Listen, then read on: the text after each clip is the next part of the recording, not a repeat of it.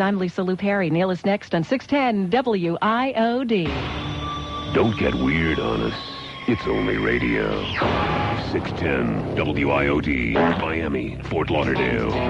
610 WIOD presents The Neil Rogers Show. Oh, God. To talk with Neil, call 622-WIOD in Dade, 767-WIOD in Broward. Oh, God. Mobile One and AT&T Wireless customers can call toll-free at #IOD. And now, not only across South Florida, but across the nation and Canada, too.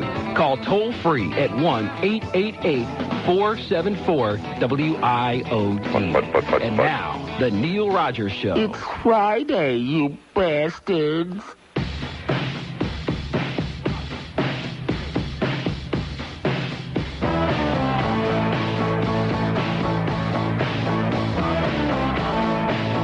Hi, I'm Aaron Summers, and you know what? You got me talking on the passion phone. Okay. Tell me the story about how you got blown. I got you down. Yeah. Holy cow. I'll tell you once more before I hang up the phone.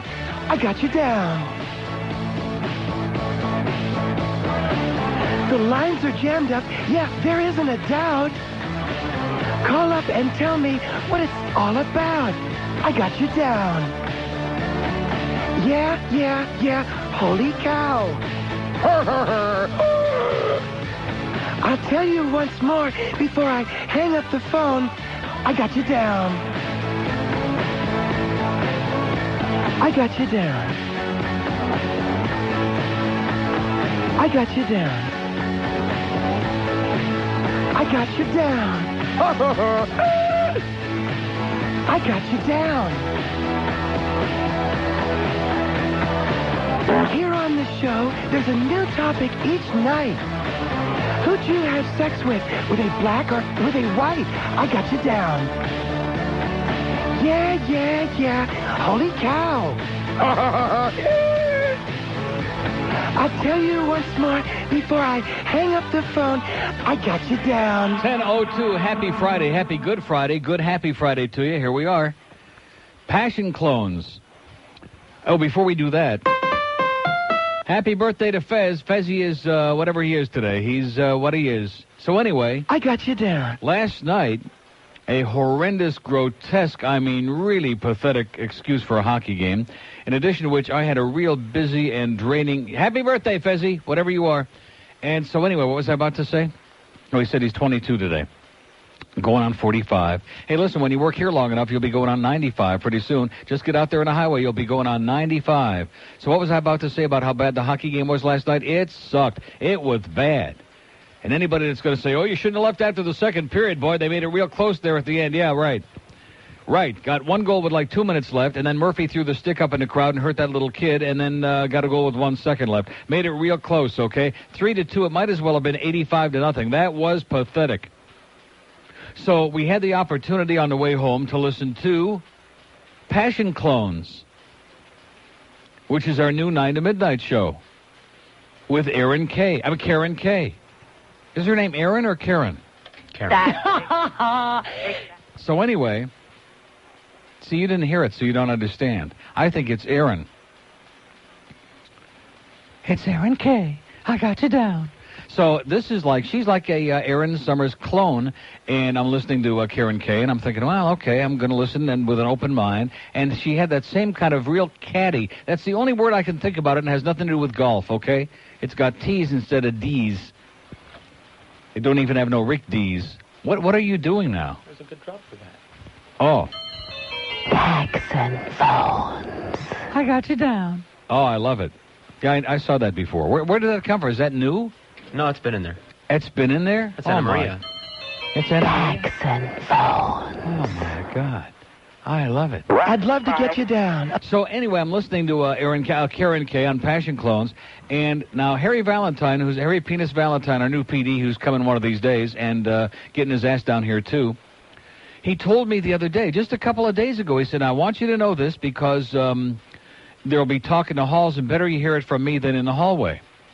And he told me something confidential, which I never would have discussed on the air, because it would have been, I don't believe that you discuss on the air who's banging whom, okay? I don't think it's anybody's business, all you nosy people out there with no lives. I have no lives. Exactly. Oh, but it's great radio. Here we go. Here we go. Who the hell are you? So anyway, I'm listening last night. We're coming back from a very depressing experience at the arena. I mean, it's just coma-inducing. And she's going on and on and on about people who sleep with the boss.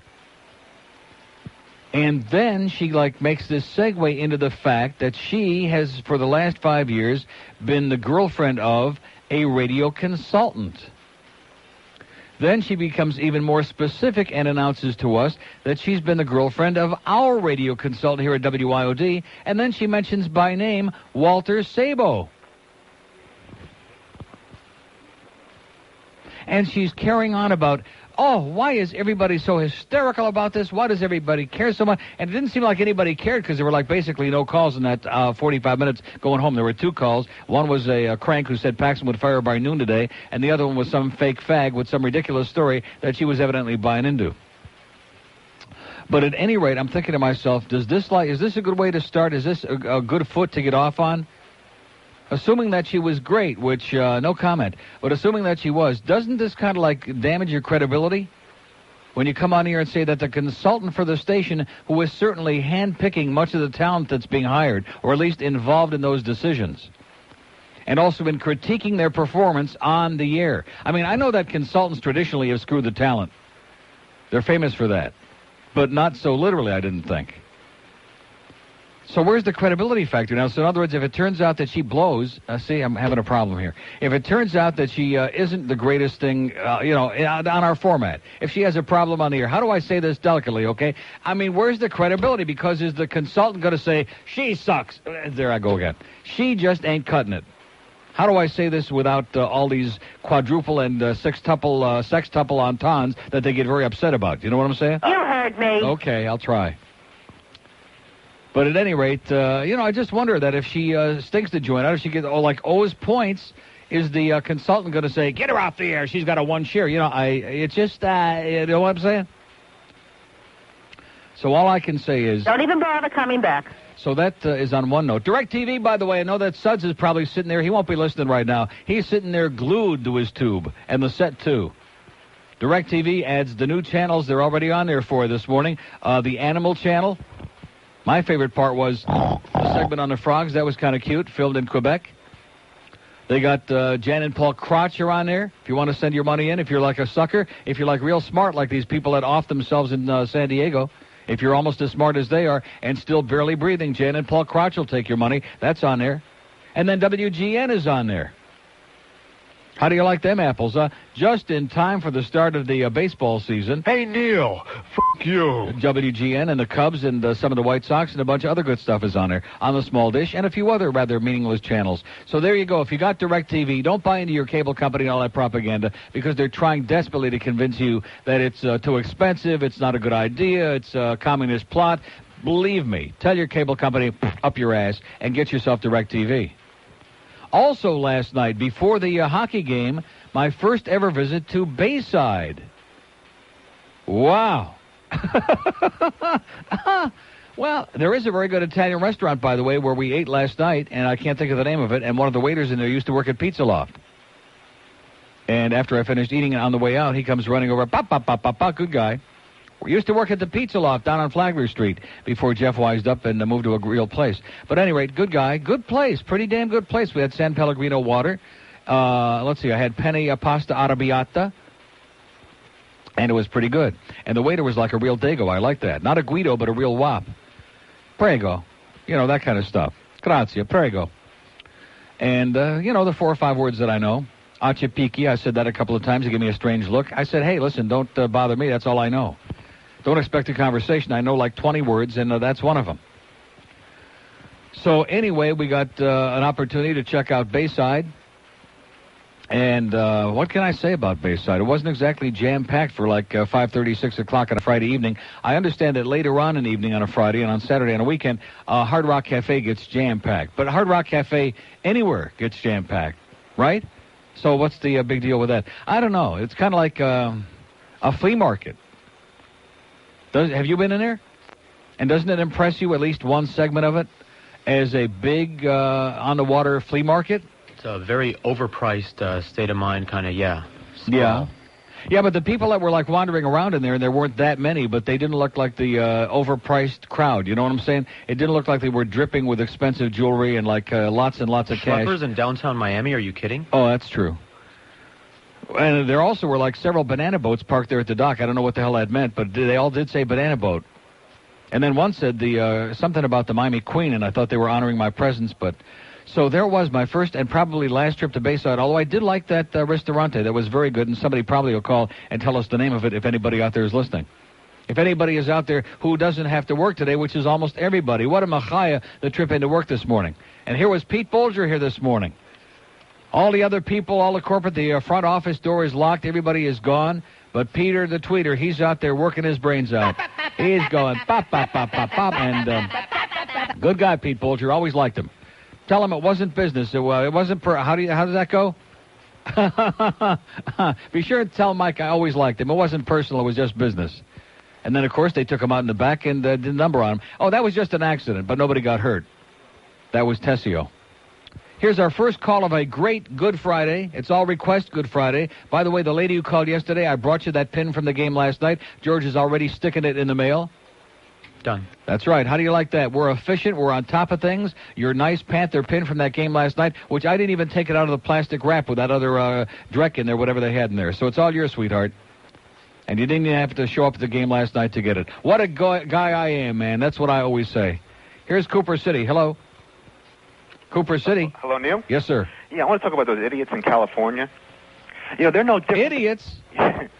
They're no different than the fundamentalist Christians, right? They all believe in their prophecies and stuff. Boy! You know, the thing that I find very amazing is that if you look at the articles, here, the first one in the Herald on the upper left-hand, front-hand page, genuinely very nice and all about all their computer customers thought they were great, and everybody who knew them, they thought they were a little standoffish and kind of pale, but they were very nice. Why doesn't it say lunatics, commit mass suicide? They always have to paint the picture, I guess because they're stepping on religion here a little bit, and they don't want to step on anybody's religious beliefs. You're right. Follow what I'm saying? Because it gets too close to the other religion. Right, that's right. Because they're all saying the world's coming to an end. It's all end. insanity, man. It's mass madness, you maniacs, like Howard Beale would say if he could. Yeah, because Jesus can't come back unless there's World War III. Yeah. Now, you always say, like, God knows the future and he gets pissed off. But that means he also made everything. That means he wants all this to happen. Of course, it's already, as they say in Yiddish, it's bashert. It's already written in the stone. It's engraved in platinum, and it's all destined this way, which means God, the Judeo-Christian God is a sadist. He's already designed this. And then they say, well, the devil, Lucifer. Well, who the hell invented Lucifer? And if God is omnipotent and can do everything, why doesn't he just off Lucifer and blow his ass? He didn't have any problem getting rid of everybody else with a flood.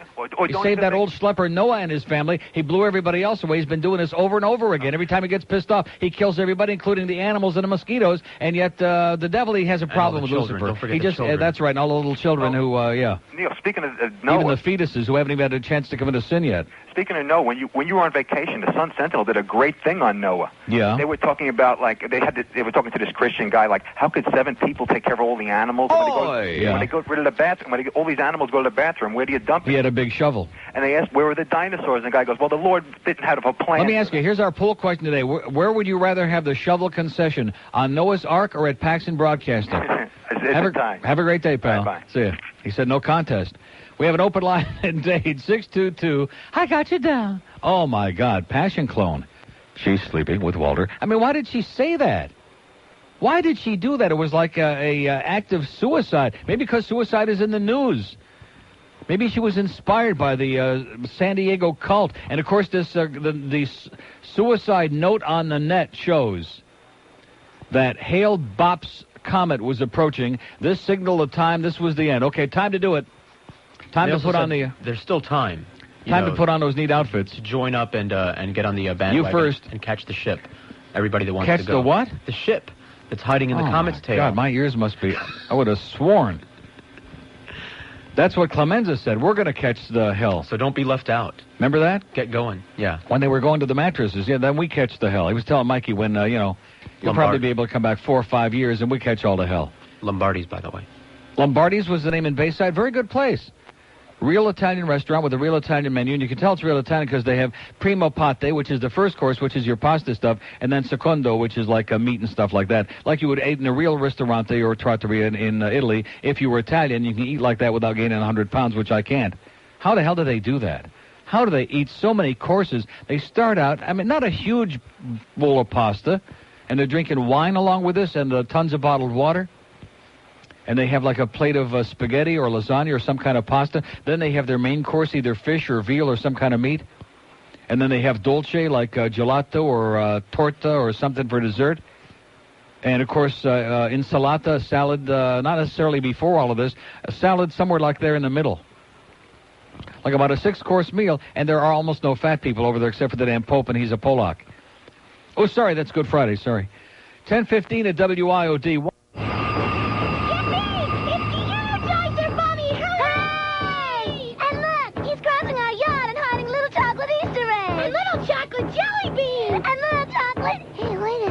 That's not the Energizer Bunny.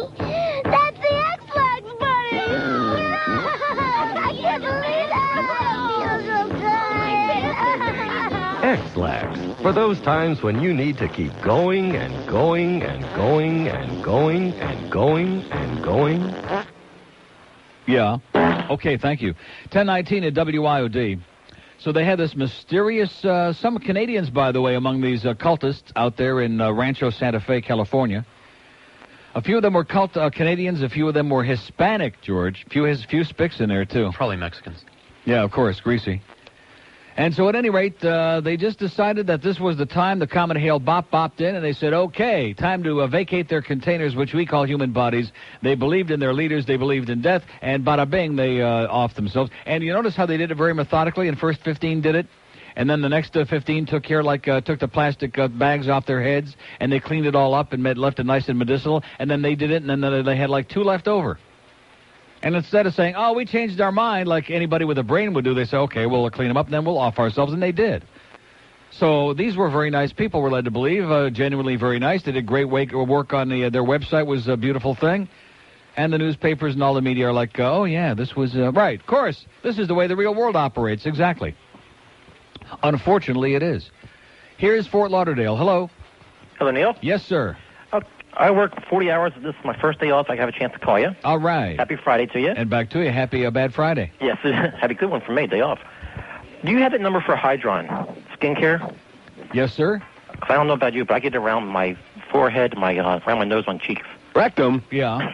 1-800, the number 4, as in Quattro. Right. HYDRON. Pretty simple. Even I can remember that. Very easy. Even a senile old fart like me remembers that. And does that old fart use it? Yes, I do. I'm smearing it. Does it work good? Yes. All right. All right, Neil, can I call someone a douchebag? In fact, I haven't felt this good in ages as I feel today. I'm just feeling it. I tried everything, and nothing works. Okay.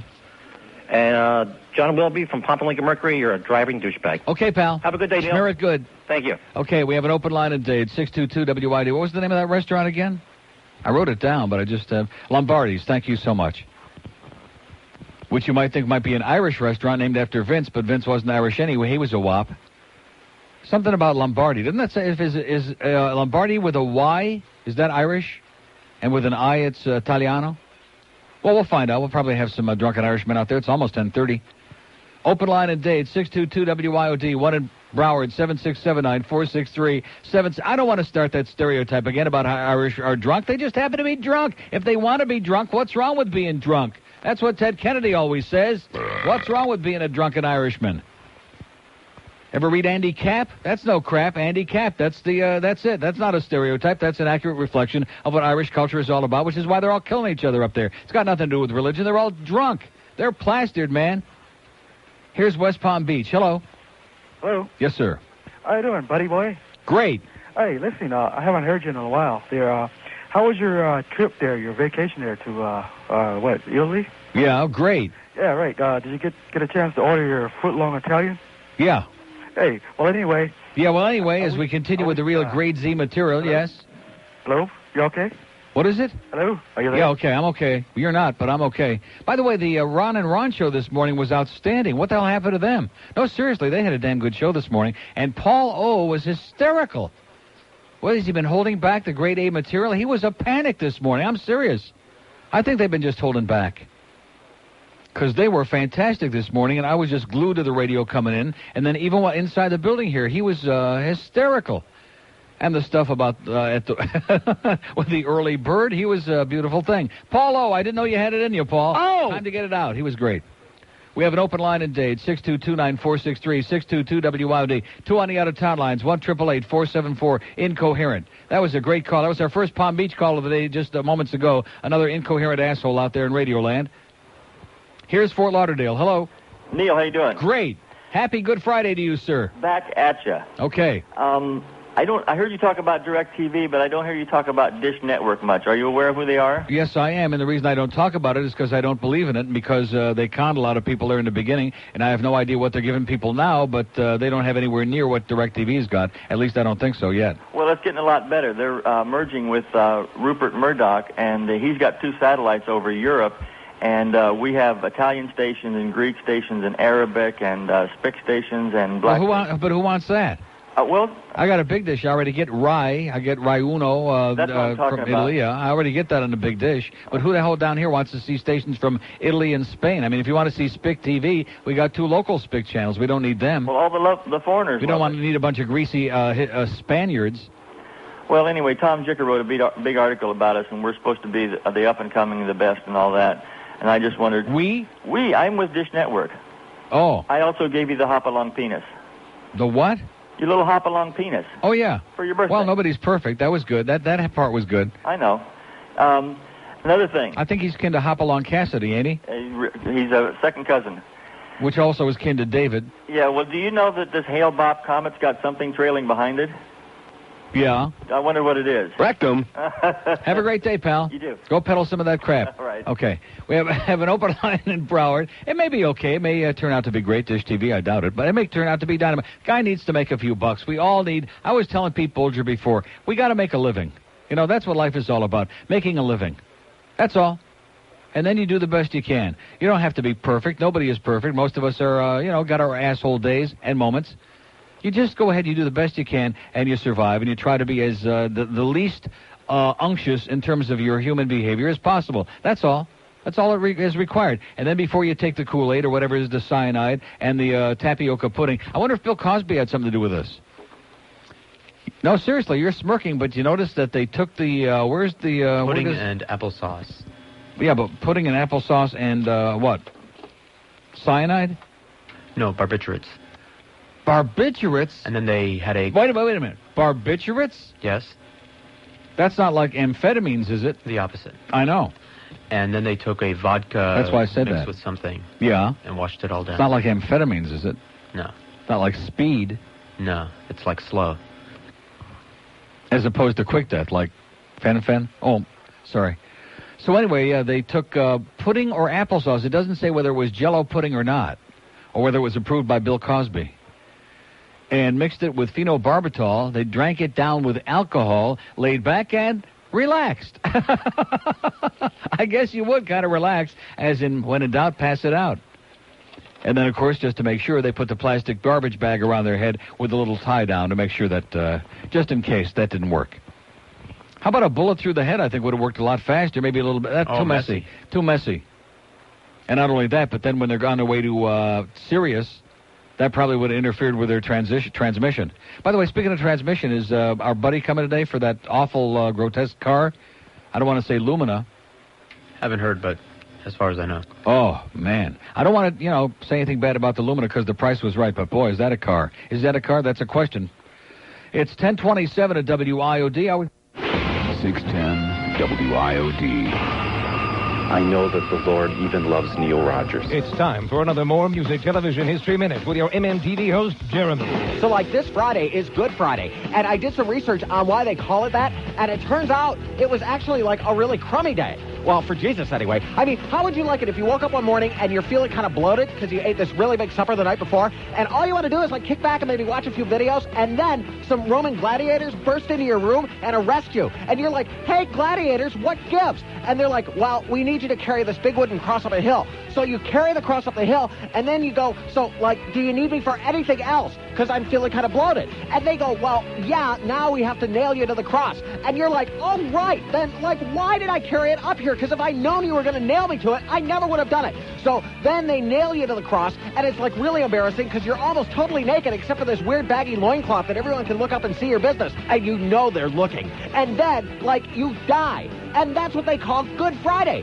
And I'm like, I don't think so. I mean, personally, I've had, like, way better days, okay? This has been an MMTV History Minute. History is so cool, and it's like they keep making more of it all the time. MMTV, where history rocks. Who the hell are you? Okay, 10:32 at WIOD. Happy Friday. Why do I unhappy Good Friday? I don't know.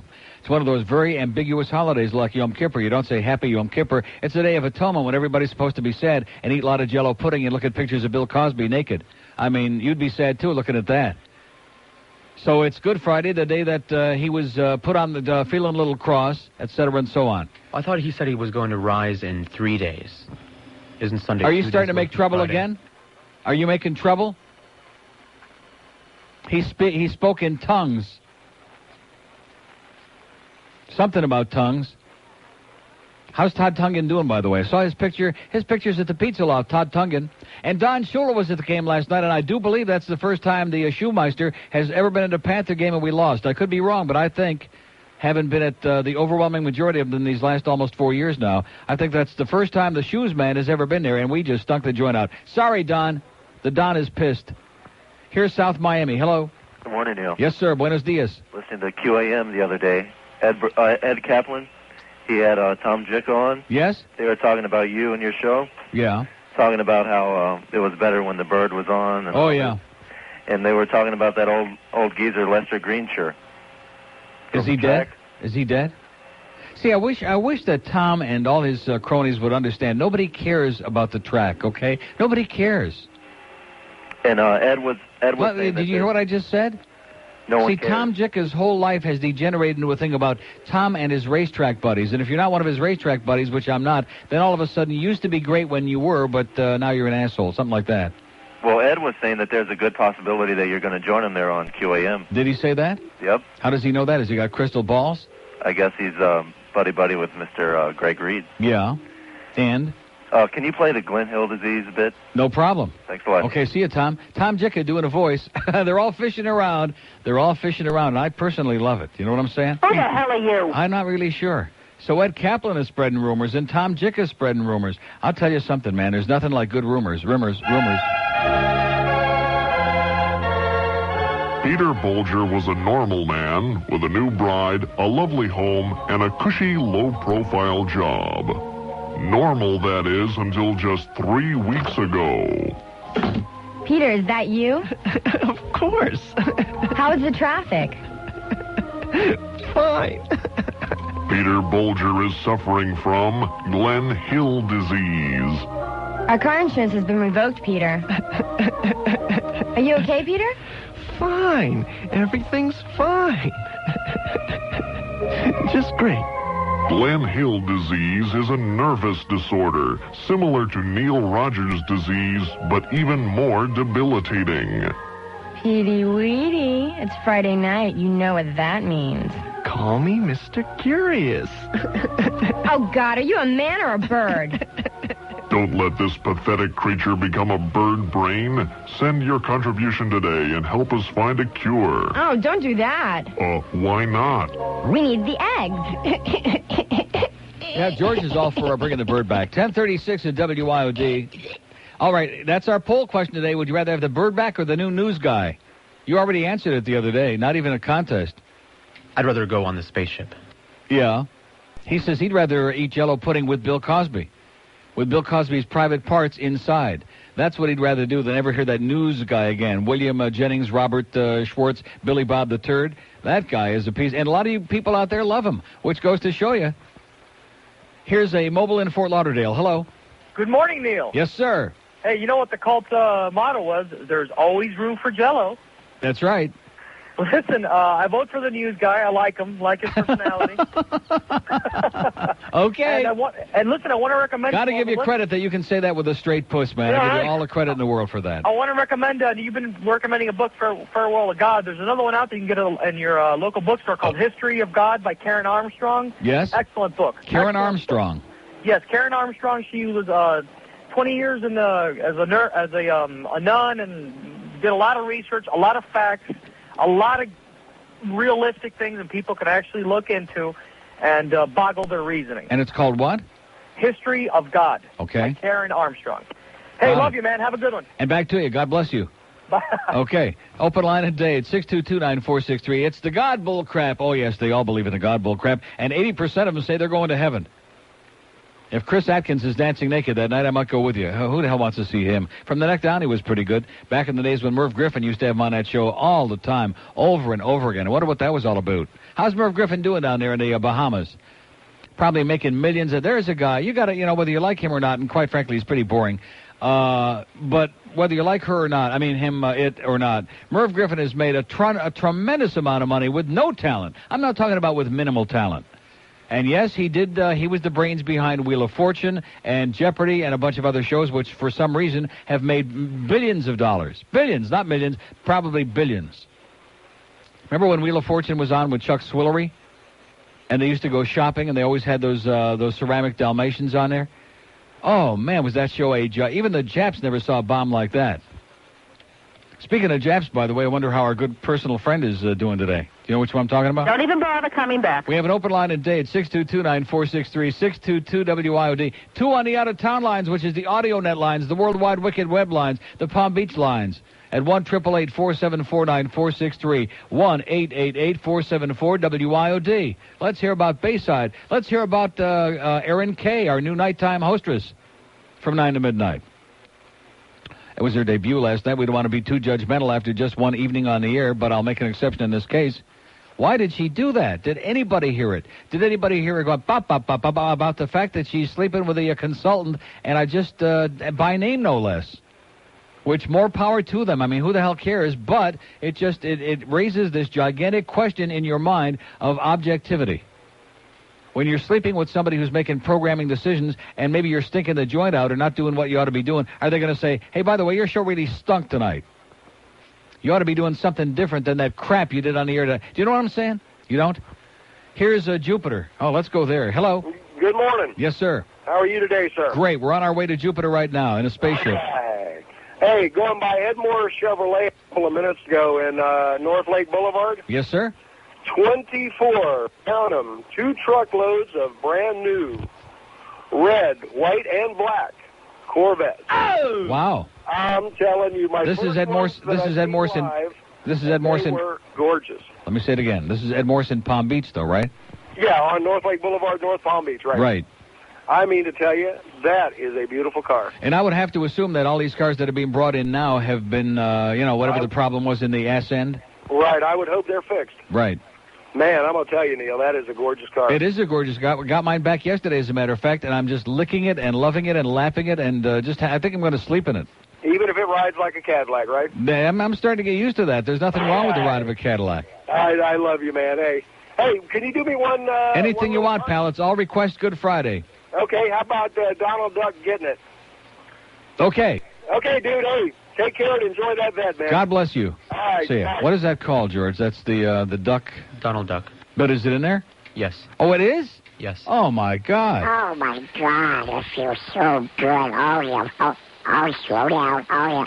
Oh, yeah. Who's your daddy? Who's your daddy? Oh, my God. Oh, yeah. Play with my balls. Play with my balls. Oh, that feels so good. Yeah, just roll them around. It's so good.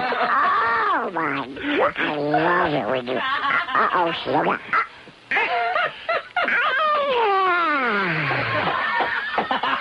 Don't move. I'll go get you a towel. Donald Duck plays marbles, 1041 at WIOD. Noble prices, that's what they say. By the way, before we get into our friends at University Dodge, what are we eating today? It's Good Friday. This is the ultimate test on Good Friday when so many people aren't working, when so many places are closed. There is mail today, right? Is there mail today? The banks are open. I know that. I saw my close friend Matt this morning. Nice to see you, Matt. But he was naked in there, too. It was amazing. That's why I'm in such a good mood. Is the mail doing today? Are they doing the mail? I think only the stock... Oh, thank God the market's closed today after yesterday. If it went down another 6,000 points, I'd be a little depressed.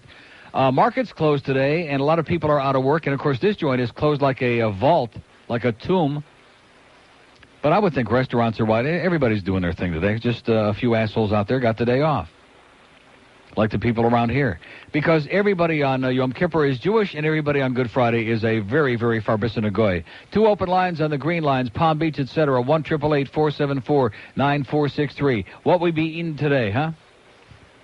I don't want that wings and curl stuff because it's very, very good, but it's just bad. Well, Atlantic City Subs did call yesterday. Will they come today? Yeah. And bring me a nice platter of, like, meat and cheeses and stuff like that? As in holy cheeses? Well, 1042 at WIOD is a... 610 WIOD. Admission is the first step. WIOD? Oh, I hate that station.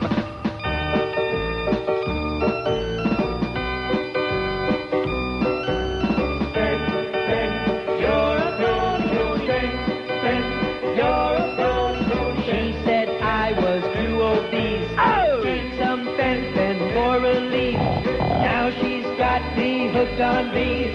I got them from Linda Energy. My pulse is up, down, my head. Some weight program, give me a break. How many drugs do I have to take? My hair's falling out and it's been hard to pee.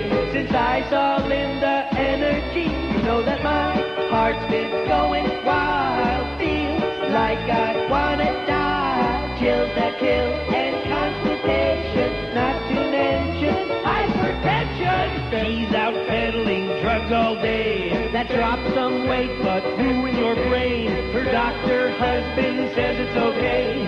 A physician is his name. My pulse is up, down, my head spinning around and round. Haven't slept for 3 days now. Whoa, whoa. Ben, you're a phony, phony, Ben. You're a phony, phony, Ben.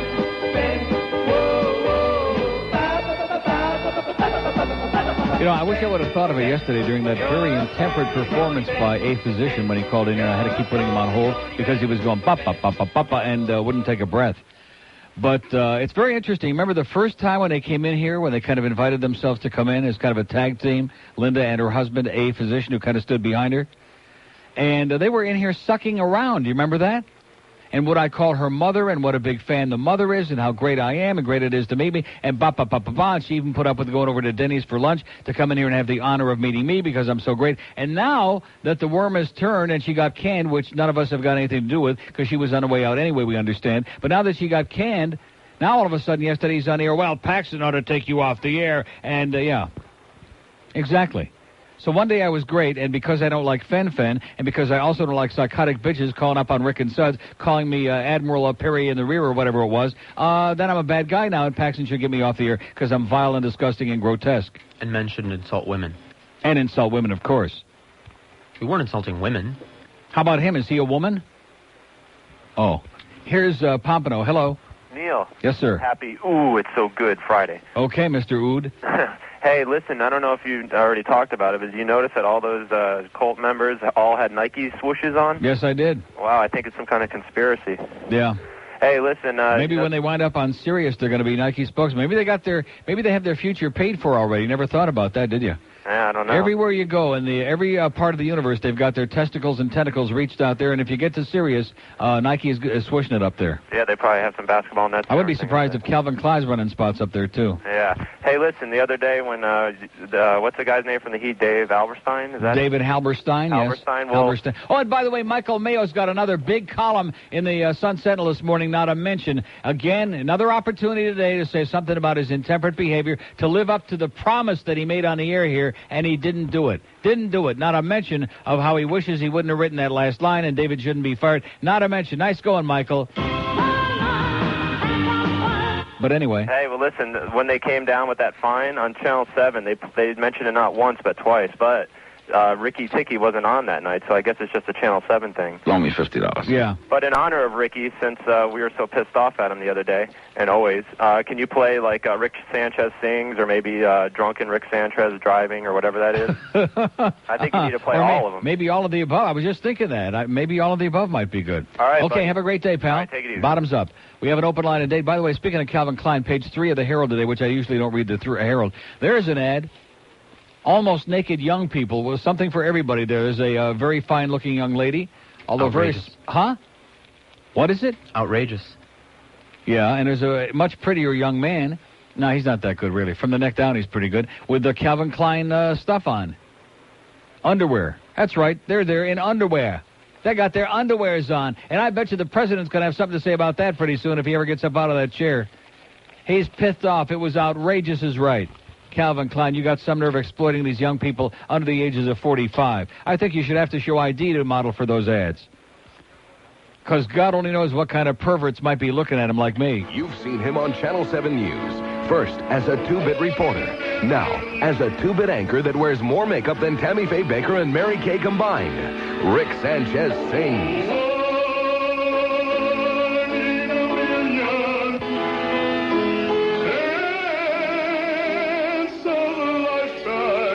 Hear the dulcet tones of the man who brought you Crime Check, Rick Sanchez. La cucaracha, yo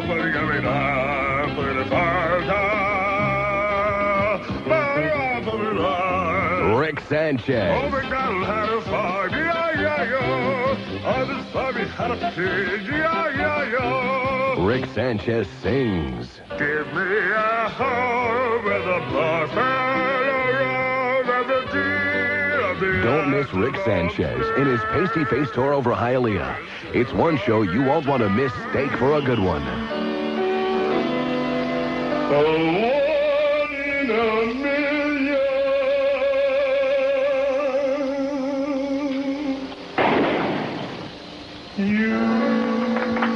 Rick Sanchez, he loves his audience. I accept you as a precious gift from God. Now, when he was singing You're One in a Million, was he singing that to his bride or to that guy in the car? The guy that he hit with the car, the one that died? Here's Fort Lauderdale. Hello? Fort Lauderdale. Gone? Oh, man, what a bad piece of news. Are you there? Yes. Yes, sir. How are you? Okay. First-time caller. Wanted to congratulate you on your 21 years, I believe it is, or 20 years? 2,500, yeah. 21. 2,500. 21. I don't know how you do it. I really don't. In this comatose town, I really don't know how you it's do brutal. it. It's unbelievable. And those fans last night, if they call themselves fans, unbelievable. Meaning what? They're leaving the stadium. I left. Excuse me? I left after the second period. Oh, I couldn't believe it. Why not? Well, they actually came out in the... I want a was refund. really- Get out of here. I got They home and played saw the terrible, third Neil, period. you're right. They stunk. did play They terrible. were pathetic. They were. But they did come back, and I don't know how, but they did. They didn't come back. What game were you watching? In the last 2 minutes, they got two meaningless goals. And like I said before, the final score could have been 600-0 for the same difference, okay? Don't try to tell me because it was 3-2 that the score is indicative of anything. It was a terrible game they played. was. It was horrendous. It absolutely was. And Ottawa's got a pretty nice young team there. They played okay, but, man, we were just grotesque. Grotesque. It was How'd you like pitiful. that nice assist that Eddie got on the first Ottawa goal, by the way? I'm telling you. Nice pass, Eddie. Tom Chorsky thanks you. Eddie. Oh, he's killing us, man. He's killing us. And then, of course, the coach keeps putting him out there on a power play. When is he going to get the message? When are you going to get it, Dougie? He stinks. I'm telling you. I couldn't believe it. Just couldn't believe the game. Yeah. But I did stay for the end. Why, 'cause we lost the game? I suffered through it, but I did stay. Well, I didn't. And I make no apologies for it. And I saw the rest of it on TV, and I was I was delighted that I had left. No traffic. The ride home was a pleasure, and it was a real fly opener listening to Erin Kay on her debut show last night. Yeah, I heard her on the way home, too. And? It was, her topics they didn't interest me. Yeah. It's like Ron and Well, Ron maybe- to me. maybe- Ron and maybe- Ron, sometimes there's something's funny about them, sometimes it's not. Maybe the consultant will get her some hot topics. Yeah, it depends on how, it just depends on the topic, whatever it is. If Or I don't like something it, I hot. switch. Yeah. I'll go to FM, but very seldom. Okay. Enjoy listening to you every day. I turn all my friends on to you, and that's basically it. And I thank you so really much. enjoy listening to you. Thanks a lot, pal. All right, you have a great day. Have a great life. Okay. All right, bye-bye. And I still don't apologize for leaving early. So is Atlantic City Subs coming with a great lunch for us today, George, he asked? And George is hawking a China. We have an open line at Broward, 767-9463, 767-WIOD, and a pair on those out-of-town lines, WIOD. Hey, I wanted to talk with Neil about the cult people. Yes? The thing that I thought was the funniest about it was the guy that was the ringleader. I heard this today. The guy that was the ringleader that collected all the money, Yeah. he did himself off too.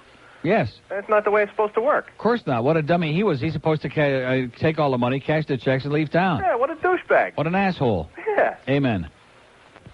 Okay, we have, look at that phone thinning out right now. Really looking pretty weak. Oh, we were smoking here this first hour. We were smoking Daneman Lights, and thank you, Eric in Orlando, by the way, for the package.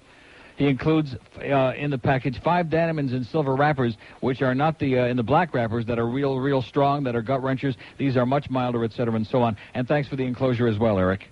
Eric in Orlando, we love you, and etc. Open line in Dade, 622-WIOD. A pair in Broward on Good Friday, no less. And we got 2 open lines in Broward. Everybody's off work today. 24 weeks ago, we were separated. Nobody moved us to our new home. We were not elated. They stuck us in a building and left us all alone. A satellite revolving, connected by the phone. As far as they're concerned, we're just a light bulb clone. Oh no, oh no, oh no. 24 weeks ago, we got consolidated. Downside to death and trimmed to the bone. Our assets liquidated. They forgot about Phil Hendry and let the sex bitch go. Didn't get the Dolphins, Ron Diaz didn't show. And what about Bo Camper, Jim Mandich, and Defoe? Oh no, oh no, oh oh. Are you sure?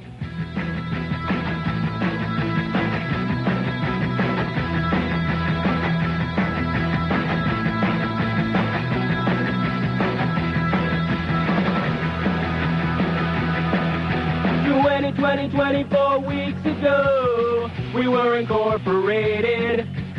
Email and red tape out of control. A powerhouse castrated. A ship without a rudder, floating out to sea. No one in control, creating anarchy. A red-headed stepchild in the Paxton family. Oh no, oh no, oh no. Oi! 24 weeks ago, we were incarcerated. Punching a time clock before we go home. Suicide was contemplated. They bought a famous station with national acclaim and shoot away the talent. They ought to be ashamed. And now they'll close the doors, and you know who's to blame. Oh no, oh no, oh no. Bud. We've been bud vaccinated. Bud. We've been bud vaccinated. Bud. We've been bud vaccinated. Roy! Bud. We've been bud vaccinated.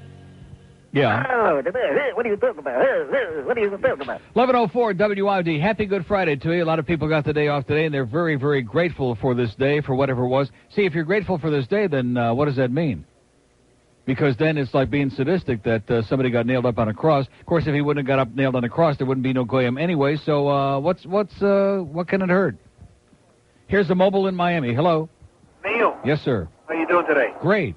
Neil, yesterday we were there. You know, I'm fortunate enough to have good seats right in front of you, by the way.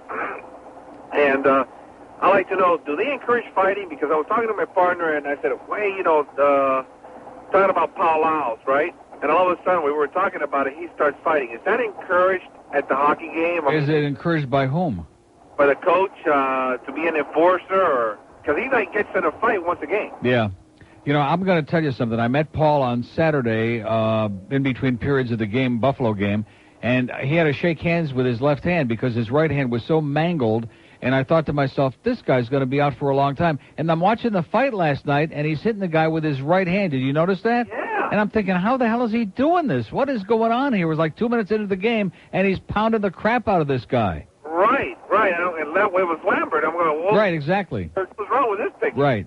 But, does each team have an enforcer? Well, usually. Usually. Like a Ty Domi or a Tony Twist or a Mike Peluso or some goon, you know.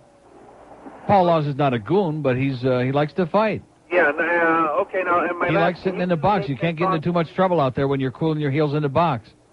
Exactly. Can you do the Aikman song for me? The what? The Aikman. Aikman. Yeah. Okay. Thanks, Neil. See you, pal. Bye-bye. By the way, I got an Aikman.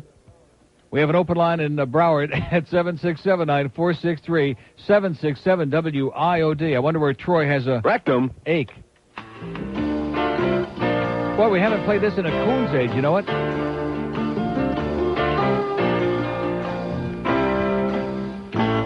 Did he say age? When this quarterback gets lonely, he likes receivers that are wide. Rectum. Some people say that number 8 is gay. Boy! They say Troy loves the big brown eye. Aikman. He goes down on his knees, Aikman. It's guys he likes to please, Aikman. He loves to slap cowboys on their behind. He's got a spotless reputation. America's team is world-renowned.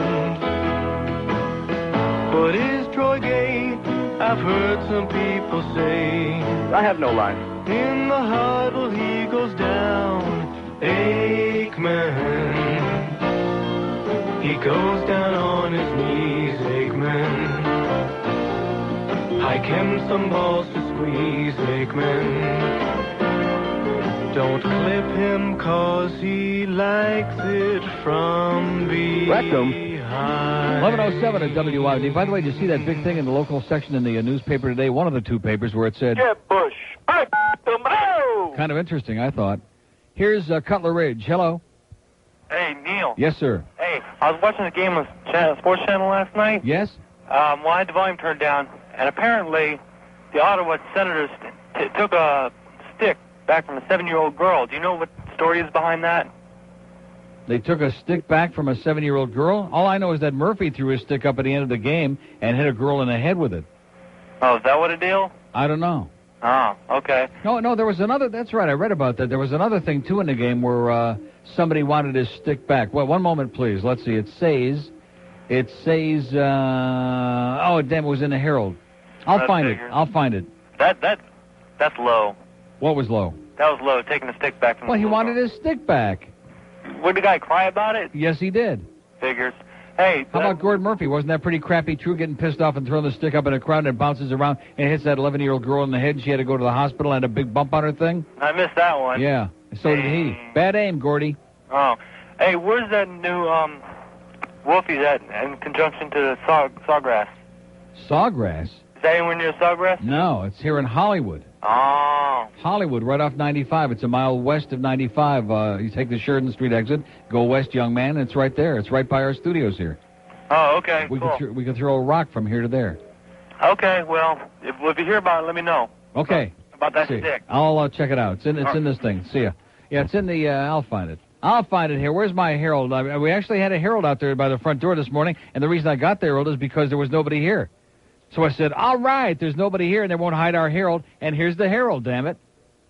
They're probably pissed off that we actually got our own Herald. Where's the sports section? Here it is with this real ugly Jim Courier with his tennis thing in the Lipton. We don't care about tennis. Oh, man, is that boring. Stop with the tennis. Oh, what is this? I didn't even see this. Barry Jackson writes. Oh, man, thank you so much, sir. Well, let me get to his question first. Frustration for Panthers. Let's see. One of Murphy's sticks. And I think when you continue the article on the inside is where it talks about one of the... Van Allen, which they just got... they just picked him up, Ottawa. At any rate, had asked for his stick back as he headed for the penalty box. He headed for the penalty box, and one of the fans got a hold of his stick. I wonder if they gave him another one. Well, who knows? So what kind of rumors is Barry Jackson writing here this morning? In the Sports on the Air. What's Barry writing this morning? Has he got off the couch, or is he just a big fat potato this morning, huh? Well, what a pile of turd he is. WQAM's C.J. Silas resigned Thursday. She was unhappy about being replaced by Jim Mandich on WQAM's evening talk show. Like she's in a league with Jim Mandich, that bitch? I mean, is she out of her mind or what? All this stuff about great women on the radio. I mean, Brooke is fine. You know, Brooke is very nice. A little on the jappy side, but very nice. Could lose a couple of pounds. But this business, this obsession with having women on the air, people, for the most part, don't want to hear women talk show hosts, and especially talking about sports. And where did the D come from? Is that like Neil God? Did they put the D from God in Rogers? Can't even spell my name. Barry, come on. With WIOD's Neil Rogers having turned down WQAM's offer to host 10 a.m. to Boog Shambi will be traveling with the Marlins. Neither host will be in South Florida at times. Okay, well, I'm sure glad we got that all straightened out. Barry Jackson, you want the straight dope, you'll get it from Barry. Man, he's got a whole supply there for you. Here's Wes Kendall. Hello. Good morning, Neil. Buenos dias. How are you, sir? Great. Hey, listen, about 3 months ago, my wife's hair started falling out in clumps. Really? We couldn't figure it My out. dog, too, yeah. She had a Yul Brynner thing going, and we looked around. We decided that, I said, I wonder if it could be that damn fen-fen. This is before any, more than 3 or 4 months ago. Yeah. And it was the fen-fen. Her hair fell out. I mean, it was amazing. Huh. Fell right out in clumps. The doctor... Yeah. I saw her ad in the New Times, and here, to me... Oh, your wife had an ad? Another bimbo, another blonde bimbo trying to cash in. Who knows nothing about dieting and less about these drugs and isn't on the drugs and never had a weight problem and admits that and has no training in it, but nevertheless thinks that all those fat slobs would rather look like her. I heard the interview... I don't want to look like her. I heard the interview you did with her husband. Yes. And it reminded me of these people that try to take on Mike Wallace. It wasn't an interview. It was a psychotic phone call. It wasn't an interview. Well, yeah, exactly right. But, this guy was just backpedaling and had nothing concrete. Now, are you talking about the first call he made or the one yesterday? No, the first call. Okay, now the first one, you'll notice how he said he would love to be my physician and get me slim. And he was sucking. No, wait a minute. He was sucking around heavy duty. Now that his wife got canned, number one, and number two, I'm on here talking about what I think about fen-fen, which I hated, and I'm reading a lot of articles that say likewise that it's bad. Dangerous. Now all of a sudden I'm a bad guy and Pac's not to fire my ass and I shouldn't be on the air and I'm disgusted. I mean, you can't have it both ways, Mr. A. Right. Well, the thing was is that when you got done with him, I felt sorry for the guy. I mean, the guy just came out. I mean, he had nothing. Every time you asked him a question, the guy was tap dancing like Sammy Davis Jr. Yeah. I mean, the guy was all over the stage. Only Sammy ain't dancing too well anymore. Questions. Right. And that's what these people were... Yeah. That's what the fen-fen thing is all about. Bad stuff. Dangerous. Don't take it. And not only that, but this business about you're going to have to take it on and off for the rest of your life. I'm sorry. The idea of losing the weight for most of us is to get rid of the pills, get rid of the high blood pressure medicine, get rid of the diabetes medication, get rid of the pills. Any doctor who's, that's what it's at. Absolutely right. Get an Atkins book, people, and wise up. Okay. Thanks, Neil. See ya. We have an open line in Dade, 6229463. But I gained my weight back on the Atkins, so I couldn't have any credibility. Big stinking deal. How many people out there who are fat never gained and lost and gained? How many? I don't know anybody. I've never met one. But I gained it back, so therefore that must prove that it's a bad diet. And then he goes on to say that most people on any diet gain their weight back anyway, and when it comes back, just go on the pills again. Great! Hallelujah! So my pulse can my heart can beat out of my chest like pop, pop, pop, pop, pop, like that. I mean, I don't know how everybody else reacts to some of those drugs, but man, your heart, you can hear your heart going. Feels like it wants to hop right out of your chest. And your heart too. 11:14 at WIOD and a great Good Friday, man. If you're feeling a little bit cross, just stick with us. God. So we got a good lunch coming, huh? Is that what you said from our friends at Atlantic City Subs? Why can I never remember their name? You just did. No, I know I did just now, but I'm just saying ordinarily I have a very hard Atlantic City Subs. That's not very Maybe it's because I have a mental block on Atlantic City, because I hate Atlantic City. I mean, I despise Atlantic City. It blows. 610 WIOD. It's the Jenny McCarthy Show starring Jenny McCarthy on MVTV. Hi. Look at my boobs. When MTV first approached me about hosting my own sketch comedy show, I said, look at my boobs. No, seriously, look at my boobs. Look at my boobs. Somebody look at my boobs. I'm not joking. This isn't funny anymore. Come on, please. Look at my boobs. Okay, you want comedy? How about one of my extreme funny faces? That's the Jenny McCarthy Show on MVTV. Tune in and see some boobs. 11:19 at WIOD. So I would say the worst diet I've ever been on, and I've been on a lot of bad diets, and I've also plugged bad diets on the air here, too, which I guess I should apologize for. But, hey, it's money. We need to make a living. Like Ultra Slim Fast. That was a sponsor for a while, and I was drinking those cans, and my blood sugar was still sky high. And like I've said before, because it's loaded with sugar, it's loaded with carbohydrates. And I'd be drinking a whole buttload of those every day, and I still wasn't losing any weight. And I couldn't figure it out. I'm hopping on a scale. I'm still fat as a cow. But I would say the worst of all, and I must confess my sins on this, although, you get brainwashed with these things because fat people are desperate people, and the desperate people are the dead people. And at any rate, Nutrisystem, that to me, putrid system to me was just outrageous. Because they would come or you would go to their joint and pick out a whole bunch of these silly little portions of make-believe food, all made from all kinds of synthetic and artificial, loaded with carbohydrates and chemicals, too, of course. And they would give you a week's supply, which I would eat in like in about 2 hours. No, because they're all refined carbohydrates. Mostly like little pasta things that you make in a microwave, and you eat one of them, and all of a sudden it stimulates your appetite, and you're ravenous, and you discover that you're eating like a whole bunch of this stuff.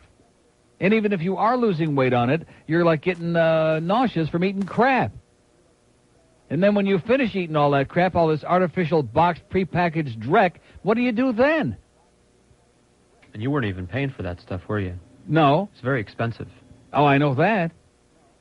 No, they were bringing me a whole crap load full, like I said, when you were supposed to be eating one. And the portions, even a parakeet can't eat a portion like that.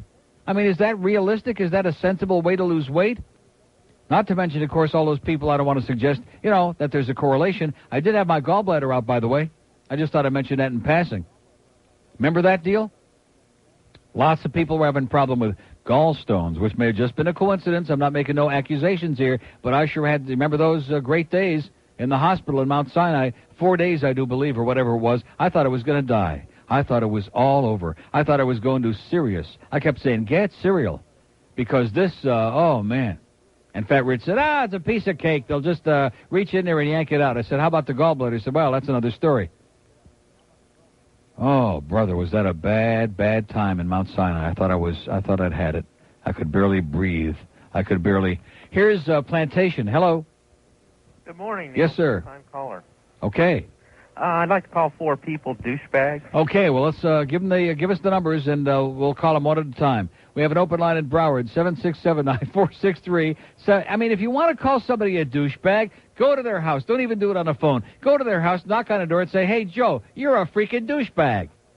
We'll scrape your ass up off the sidewalk. Don't worry about it. Show some balls for once in your life, and stop trying to use me as a conduit for the fact you don't have any. Man, oh, man. I have no life. Exactly. Here's Miami on a mobile. Hello. Good morning, Neil. Buenas to you. I don't want to talk about how bad the Panthers look last night. Buona mattina. Si? I'd like to Malissimo. make a shameless request in honor of Good Friday. How Yes, about sir. the Vatican rag? Vatican rag. I'd be happy to wipe it up for you. All right, thank you. And have a good weekend. And have a real happy, and God bless you. Thank you. Okay, we have an open line on the mobile one purple line, pound IOD. We have one today at 6229463. First you get down on your knees, fiddle with your rosaries, bow your head with great respect, and genuflect, genuflect, genuflect. Do whatever steps you want if you have cleared them with the pontiff. Everybody say his own, Kyrie eleison, doing the Vatican rag.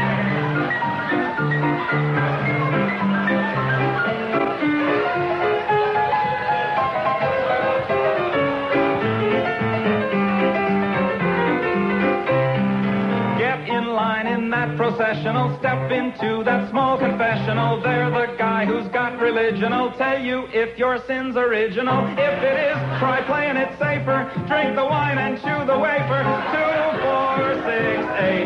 Time to transubstantiate. Oh! Get down upon your knees, fiddle with your rosaries, bow your head with great respect, and genuflect, genuflect, genuflect. Make a cross on your abdomen. When in Rome, do like a Roman. Ave Maria. Gee, it's good to see you. Getting ecstatic and sort of dramatic and doing the Vatican rag.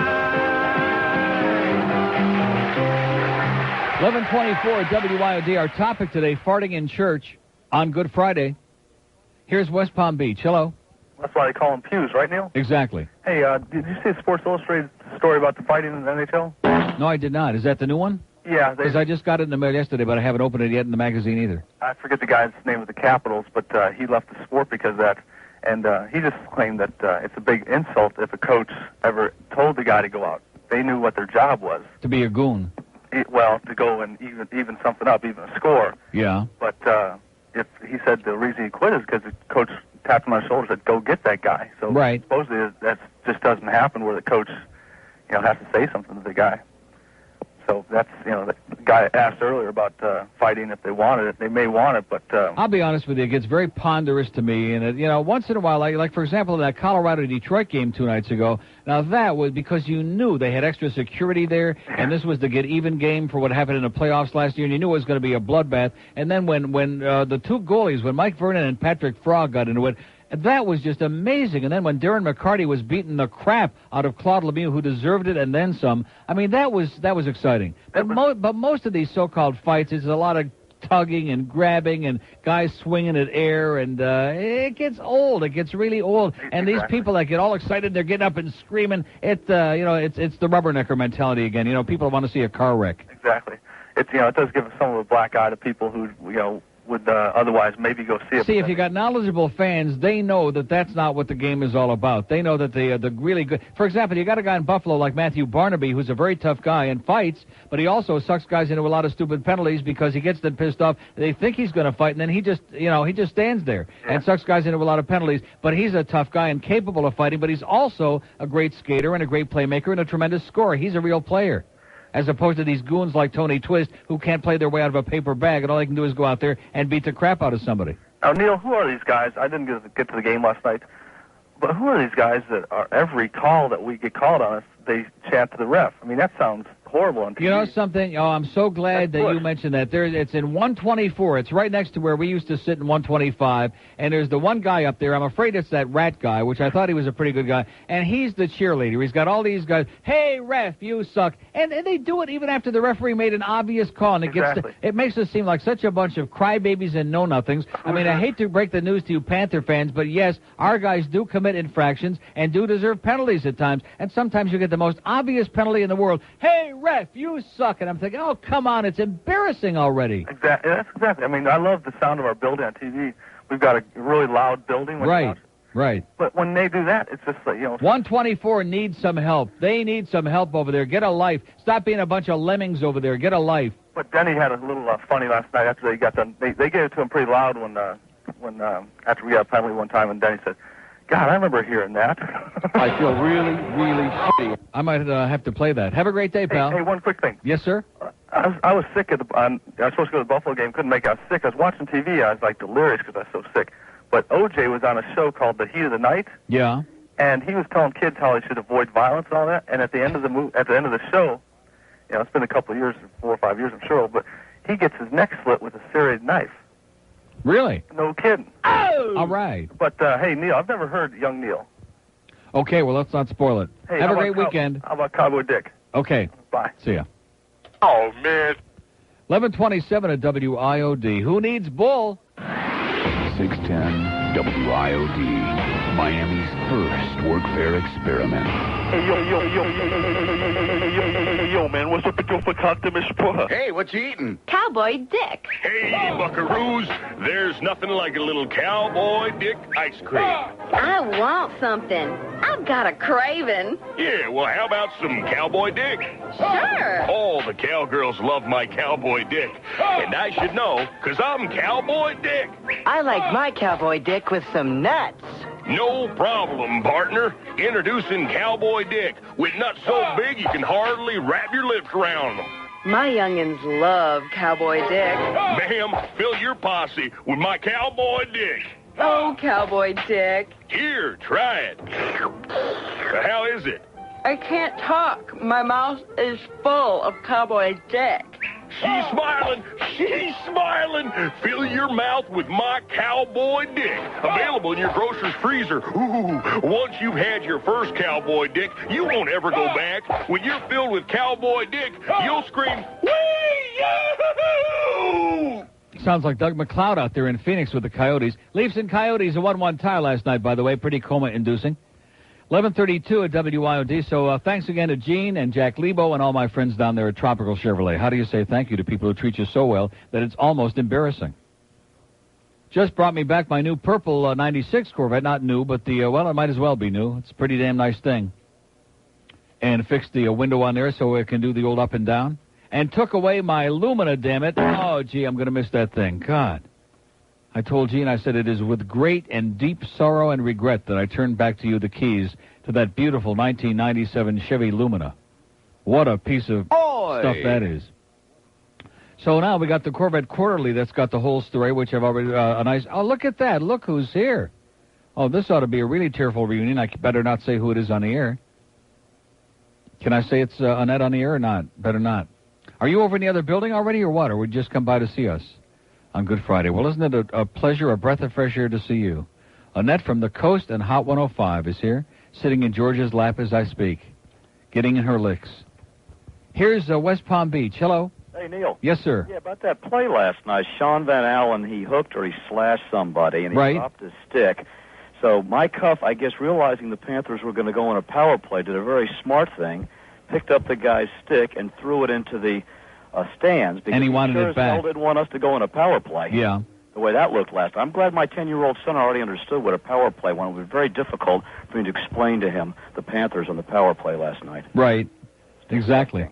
I don't think Eddie understood it. Oh, it was awful. And I sit over in 126, and I'm glad you're talking about these 124 idiots. That manatee that sits in the back row up there. Yeah, asshole. The goalie and the loser stuff. I just want to throw something at him, but I'm afraid, I'll lose. And all those people in there, see, it's like the people in my section. If one guy starts throwing peanut shells, then like about 10 of them, like a bunch of children, all these people are lemmings. They don't have an original thought in their brain. No. And it's the same over there. You'll notice every time they yell out anything, loser, you got 100 people in that section yelling loser. If they start with this crap about, hey, ref, you suck. Right. It's like a high school bunch of crap. It's Bush League. It's Bush League. We got ESPN 2 Saturday night for that game. I'm going to wear a bag or something. Crying out loud, we had CBC here, Hockey Night in Canada on last Saturday for the Leafs game. A week ago Saturday, and they're out there, hey, ref, you suck. And I'm thinking, oh, brother, this is really going to impress these guys. Right.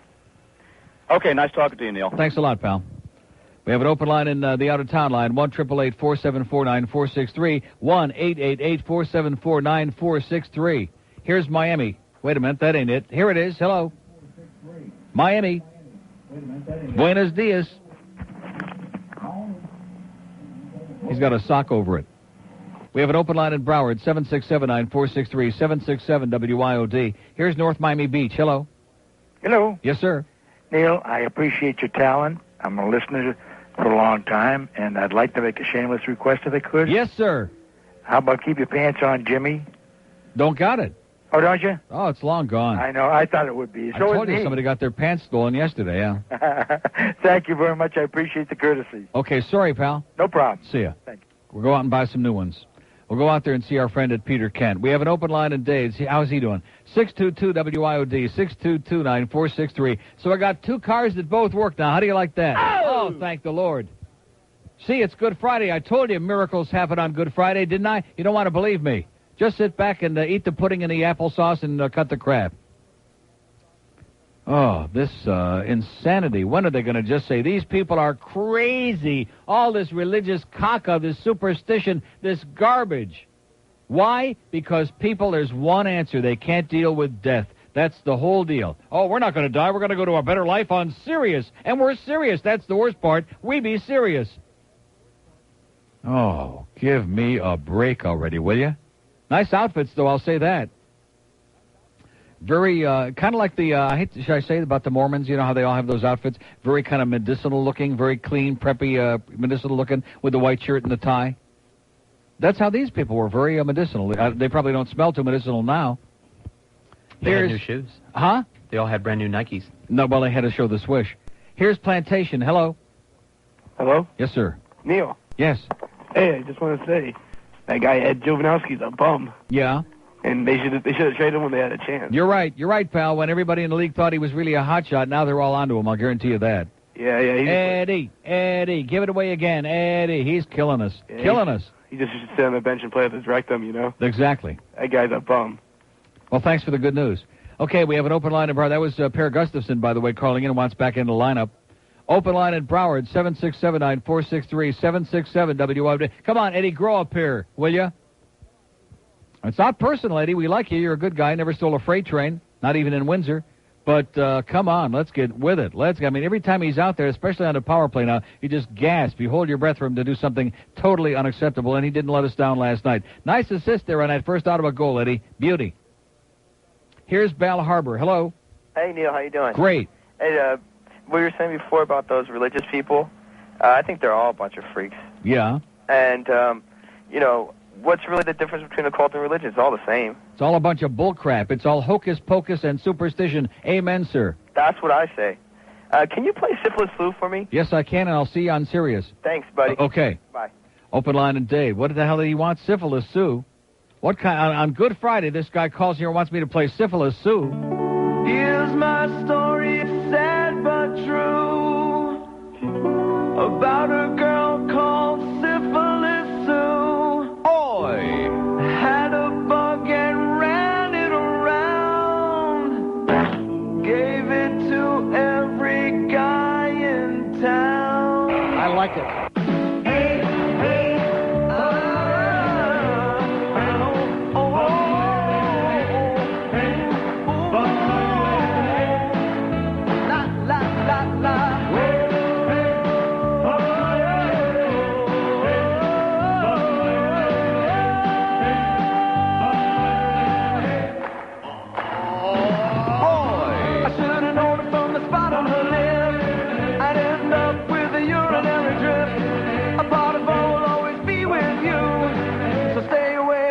Syphilis Sue.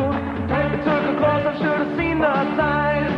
Smelled the scent of a friend of mine. He got infected, now I've got it too. So keep away from a Syphilis Sue, yeah. Keep away from that girl. Hope penicillin will do now. Keep away from Sue. She likes to sleep around, yeah, even did it with my basset hound.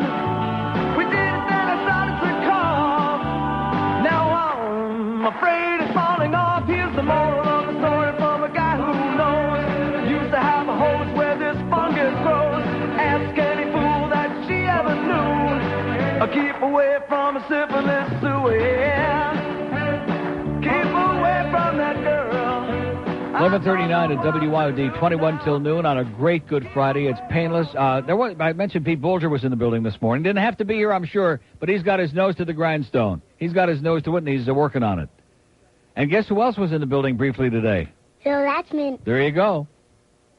Told me the real story. Well, I don't want to get into that. Phil Latzman. About that business, you know. Roy! Here's a lady in Delray Beach. Hello. Neil? Yes, ma'am. Hi, it's Betsy in Delray. How you doing? I'm fine, thanks. I heard something the other night that kind of reminded me of our mutual alarmist friend, Rick Sanchez, and I thought you might enjoy it. Okay. I was up at a bar in Hobe Sound, Harry and the Natives. Have you ever been there? No. Okay, well, it's I consider it the hurricane anthem for 1997. It's called Premature Evacuation Double Doppler Kiss My Ass. Yeah. Would you like a copy of it? Oh, I'd love it. It's fantastic. I'll send it to you if you give me your address. 3000 North 28th Terrace. Okay. Hollywood, Florida. Okay. 33020. Oh! Great. You're going to love it. Okay. He's just a local guy, and he's fantastic. All right. Keep up the good work, Neil. Thanks, sweetheart. Okay, bye-bye. Have a great weekend. Bye-bye. Okay, and find some nice Easter eggs. Find some of those Russell Stover ones, the chocolate ones filled with that cream filling. Wasn't bad enough that Annette was just on George's lap rubbing something. Now Wayne is in there rubbing his shoulders. It's called Rub George Day. Everybody's rubbing it. We have an open line, and I think it's also called Beat Rick Riley Over the Head with a 2x4 Day. I forgot about that. Are they coming in today, or are they all of a sudden turning religion? They'll be here, right? Do we know? It is a paid holiday, by the way. Ron and Ron were here this morning. Had a great show this morning. What got into you guys? Great show this morning. Paul O. was hysterical. Hysterical. I was peeing in my pants. This guy's been holding back, I'm telling you. And I want to apologize for the intemperate thing. I mean, he is a putz, but he's funny. Funny guy. You don't want to see him. Believe me, you don't ever want to see Paulo. Nobody, even his wife, don't want to see Paulo. He's got a wife. That's frightening. What does she look like, I wonder? Worse. Okay. Oh, a match made in heaven. But they had a hell of a show this morning. That may be an omen.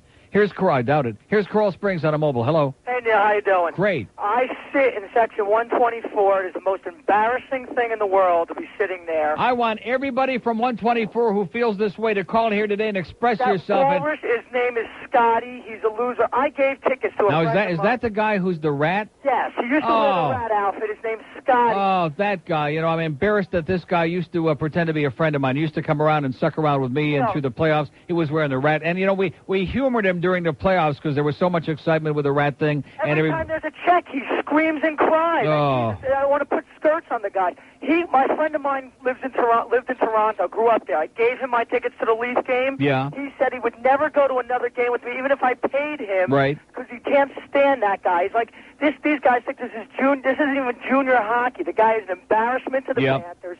He knows nothing about hockey. He's dragging the rest of the morons who've seen 2 hockey games in their life with him. Right, exactly. It sucks. He's a douchebag and an asshole, and I can't stand him. And the quicker they get a new stadium, the happier we'll all be. All right. Later. God bless you. Oh, thank God we're getting the 124 people. Now, let's get a whole bunch of people from 124 to call in here and tell this guy, cut the crap already, okay? Loser! Loser! Oh, when are some of you people going to grow up, okay? That may have been okay the first 2 years when it was really boring there and we were stinking the joint out and just narrowly missed the playoffs thanks to Roger Nielsen and Joe Sorella and Brian Benning. But, I mean, now, after going to the finals last year and maybe learning a little bit about what icing is and maybe like even a 2-line offside, now we're starting to move up in the world a little bit. And you people are going to follow this jackass up there and, awful, awful.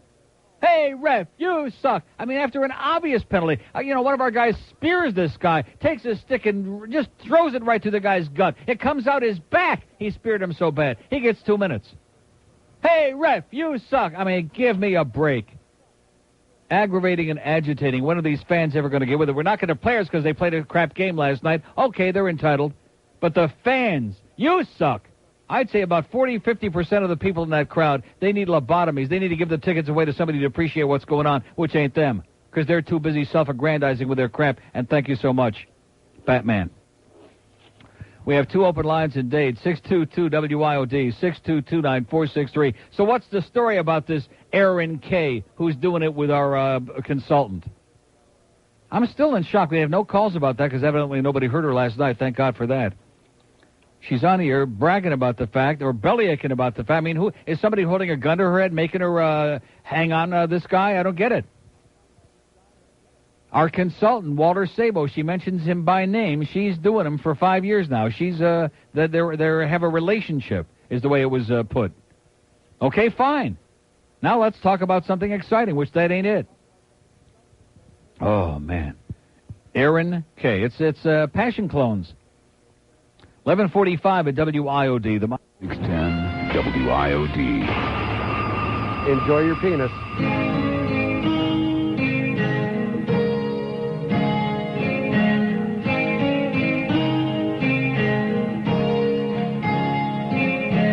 I took a call from the Ebonics. Oh! They say the future be bright for me. Now I can't get no job.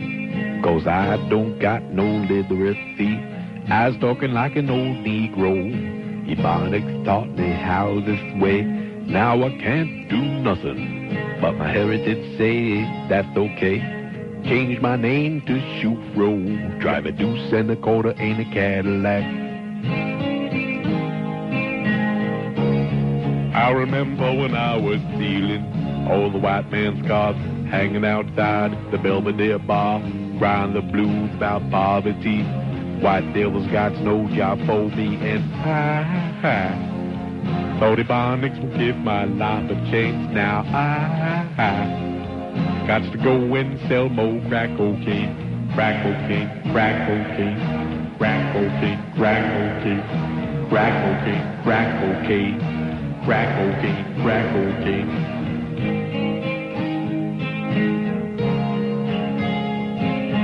Lordy, what a boring song. Ebonics makes me sound funny. Got nothing to do with literacy. Now I got to make more money. Labor pool sounds good to me. I got plenty of nothing. Ebonics ain't getting me anywhere. Maybe I'll mug an old white bitch, steal a purse and full of hair. Then I'm gonna take the money, buy a stereo and a Frigidaire.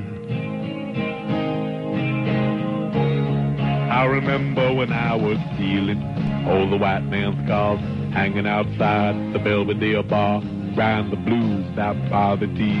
White devils got no job for me, and I thought Ebonics would give my life a change. Now I got to go and sell more crack cocaine, crack cocaine, crack cocaine, crack cocaine, crack cocaine, crack cocaine, crack cocaine, crack cocaine, crack cocaine, crack cocaine, crack cocaine, crack cocaine, crack cocaine, crack cocaine. Yeah, cut down on those phone calls. A little too long there, sweetheart. Oh, I'm sorry. We're talking about Aaron K. Our new nighttime host is 9 to midnight. Give her another chance, okay? We'll have a night like the Heat are playing tonight on Good Friday. The Heat are playing on Good Friday night. I think that's a bad, bad omen. I don't want to spook anybody over there, but it's a bad omen. They'll nail the competition, make no mistake about it. That's what don't say it, David. Don't do it. You paid your $2,500. Mind your P's and Q's. Just keep your nose clean. They're after the Jews, David. Just keep that in mind. And that Michael Mayo. Your name is Moskowitz, like my last name is Behelferichis, okay? Like my grandmother's name was Solomon and Udalevich. That's how your last name is Moskowitz, or whatever the hell it was. Michael Mayo, man, oh man. Promised right here on his show, he made a blood oath to apologize, to retract at least the last sentence in that intemperate column, calling for his lanceman's job there. I mean, it's one thing if you go on here and you're calling for Phil Lantzman's job. Phil Lantzman. That's something else. You notice how fat he's getting, by the way? Phil Lantzman's getting really paunchy, okay? Don't do it, Phil. Guy. Don't do it. He used to be a thin guy. I mean, he looked, like a human being almost. But he's going to start getting paunchy. Then he'll be popping those pills. I don't want to say what kind. Here's Miami. Hello. Neil. Yes, sir. Hey, how you doing? Great. Eddie. Oops. Eddie. Oops, there it goes. Yeah, can you tell me when is Washburn and Nebraska coming back? Washburn played last night, and so did Nemorowski. Oh, I didn't know they came back. Nemorowski scored the last goal there with 1 second left. Oh, sorry about that. Okay, I'm just happy because, the Rangers got their ass kicked again. Yeah, thank God. They're right on our ass, by the way. Yeah. They're right on our rectum. Oh, yeah, can I have a request? Yes, sir. Papa song. Okay. And also, can I call somebody with douchebags? Yes. Robert, Kurt, Bob, and Jose, a bunch of douchebags. And what do you think about this, Neil? Later. Okay. Not bad. I guess he's not Puerto Rican. Later. Or is it Mexicans that do that? Chicanos? Freddie Prinze? Later. No, he wouldn't have done that. He ain't going to do it no more. We have an open line in Dade, 622-9463, 622-WYD. Come on, let's join a cult and drink Kool-Aid and eat Jell-O pudding.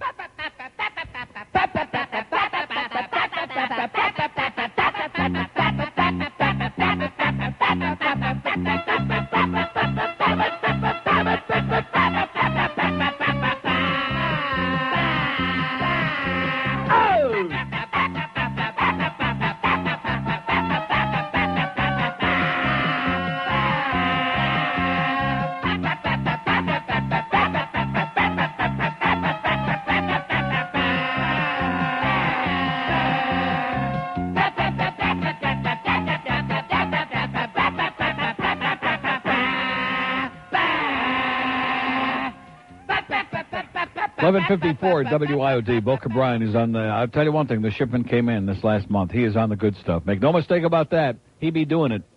Here's Fort Lauderdale. Hello. Neil. Yes, sir. Long-time listener. I just wanted to call and say thanks for all the good entertainment you've provided me. I'm heading back to Colorado. Oh, no.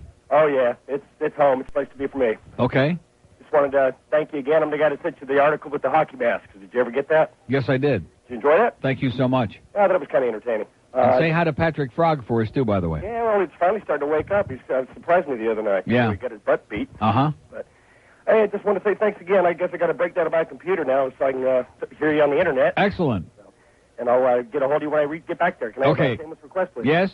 You got that man that sings? Okay. I appreciate it. Have a great life, my friend. Free calls for the criminally ignorant. 610 WIOD, Miami, Fort Lauderdale. It's Friday, you bastards.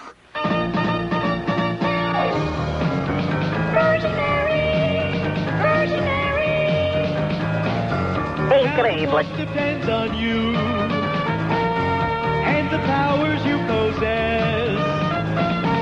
Since you saved his life with your flying scissor knife, he's got a job for you to do.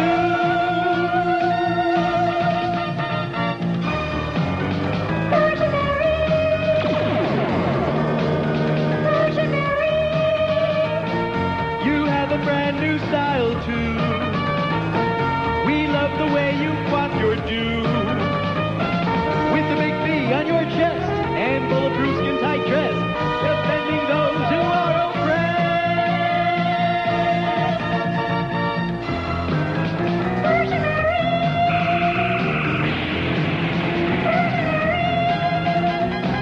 Who's with the speed of a gazelle? Sends the bad guy straight to hell. When a building starts to glow with your image, then we know you're crushing crime with one mighty blow.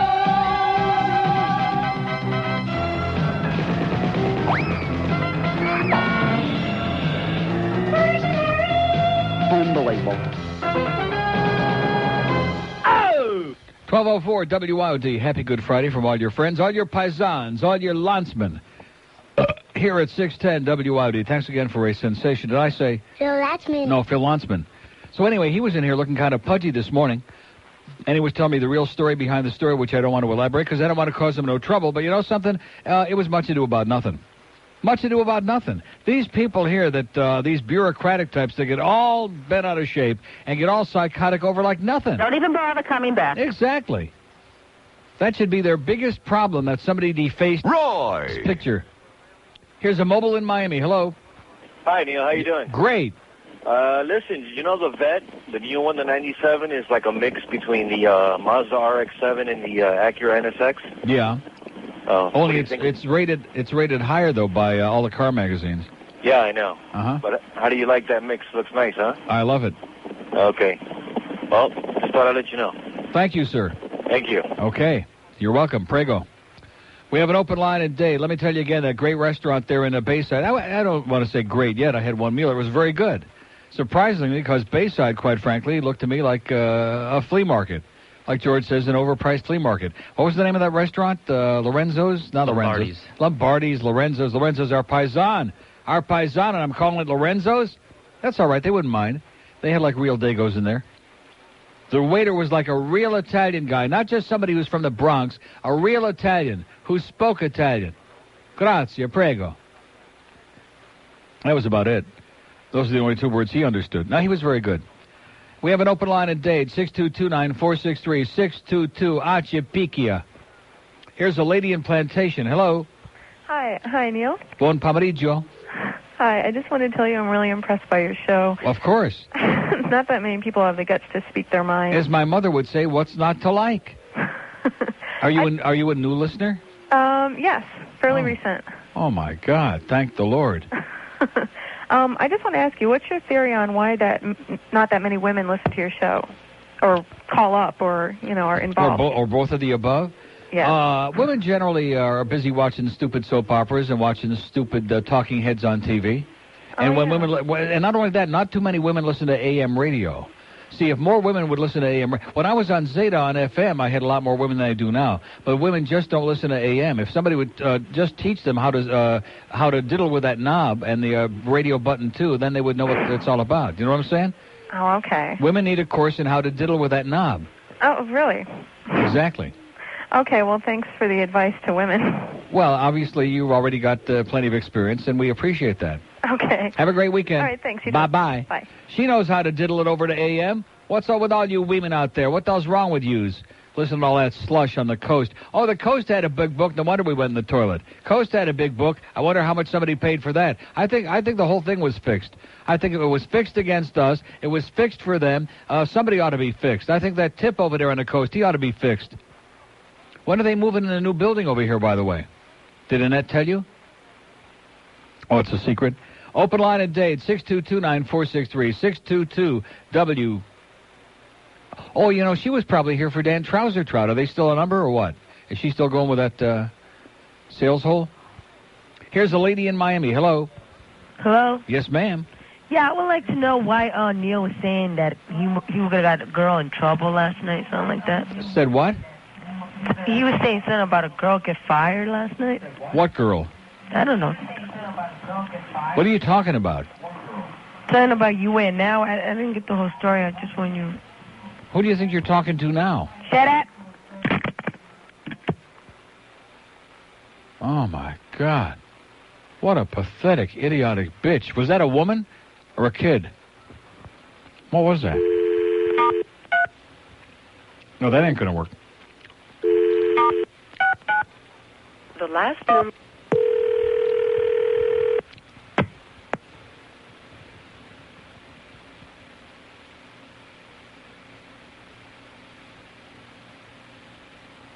Hello? Hello? F you.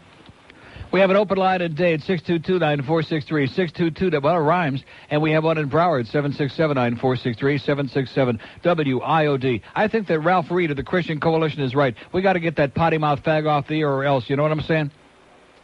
And that damn dyke Ellen DeGenerate, let's get her off of there, too. Let's get everybody off we don't like. Let's just Christianize America by Christianizing the airwaves and the newspapers and the magazzini, the Grand Magazzini.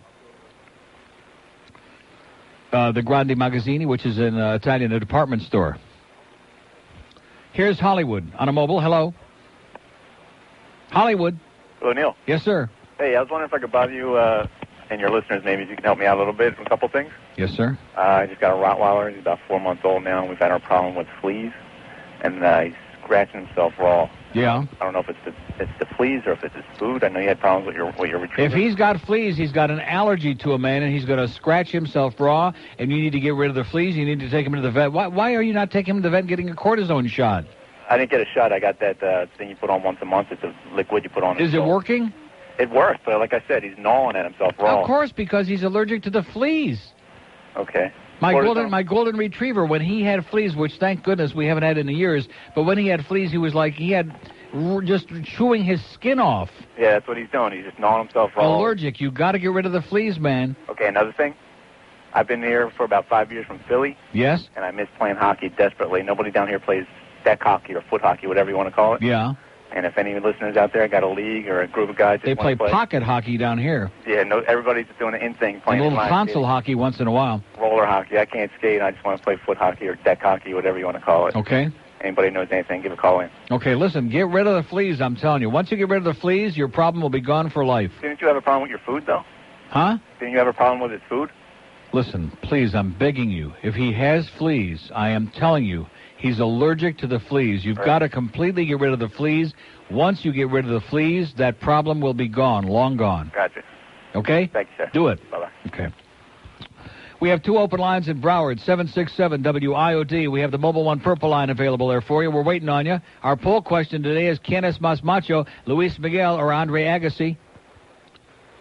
Pound IOD on a Mobile One line, open line in Palm Beach and the rest of the world, 1-888-474-9463. We want to know, are you serious about outer space? That's the question. We want to know about what's her name there, Aaron Summers Jr., that was on last night, making her debut, Aaron K., who's doing the Walter Sabo.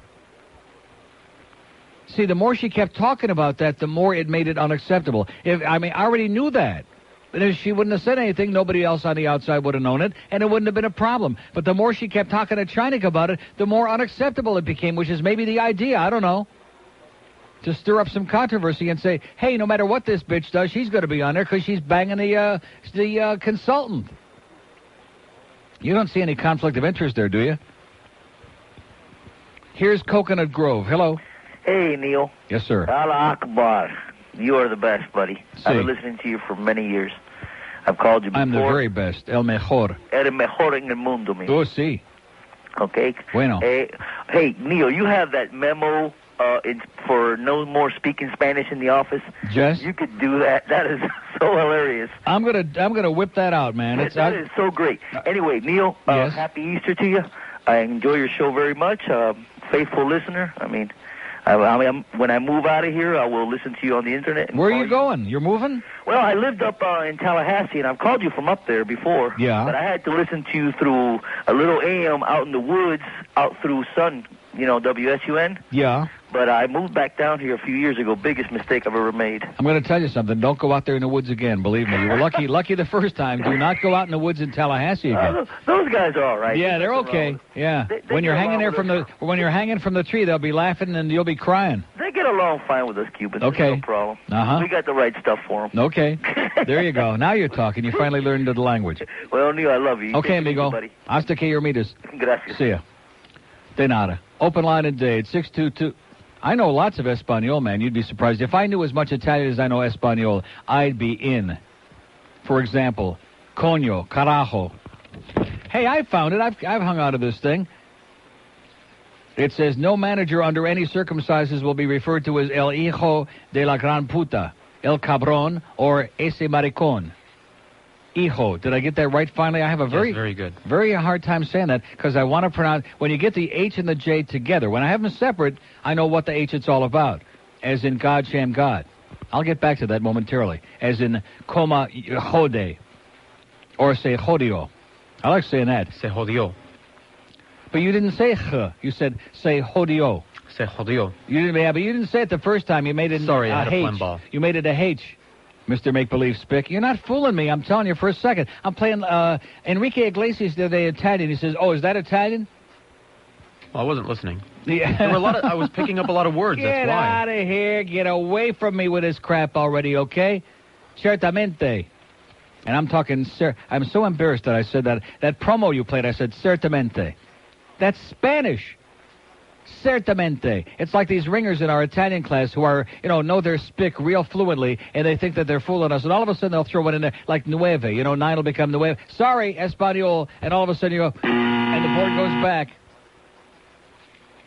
You spicks aren't fooling El Professori, I'll tell you that. 12:14 at WIOD. 610 WIOD. Not just for snack time anymore. Things get a lot better at 7 o'clock. Good. 12:19 at WIOD. We must have some Julios in accounting in this company because it says salary increases will not be referred to as tremenda mierda. How do you like that? It says unusual or creative customer requirements will not be labeled as pajas mentales. Lack of determination will not be referred to as falta de huevos or mariconeria, nor will persons who lack initiative be referred to as huevan or come mierda. I like to roll my R's in the middle of that word, mierda, because that changes the meaning, doesn't it? No. Well, I said it did. So anyway, it's not easy to roll your R in the middle of a word. You have to really know how to roll them. George just lit one up, by the way, a big brown one. Here's Fort Lauderdale. Hello. Hello. Yes, I am. Neil? Yes. Hi, it's Sue. Syphilis Sue, that is. Hi, Sue. Anyway, I was wondering if you heard that new Aerosmith CD. No, I have not, but I will listen to it on the way home today, though. In your Corvette. Yes, I will. Hey. Because I had that crappy Lumina this morning that only had a cassette deck in it. Hey, that song Pink, they wrote it for you. Yeah. Yeah. And? It's good. Wait Great. till you hear it. Okay. See ya. I'll hear it, Sue. We'll see ya. See ya. We'll see ya. We have an open line at Broward. Drunk. 7679463 767 WIOD. Blitzed. Let's go to a lady in Miami. Hello. Lady in Miami. Hello? Yes, ma'am. Yes, I'd like to place a request. Yes. My boyfriend's back. Okay, well, congratulations. We have an open line at Dade, 622-9463. She's probably the one that stole a cart. For the woman that called before, and we loved her, she was great. 3 ladies back, who was wondering why we don't have more women listening and more women calling and et cetera and so on. The reason is that by the time I come on at 10 o'clock in the morning every day, they're all plastered already.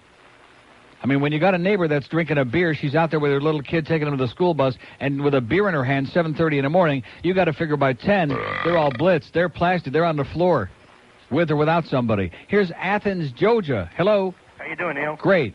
I turned on the internet this morning, and I listened to your show, and come to find out that Fez and I have the same birthday.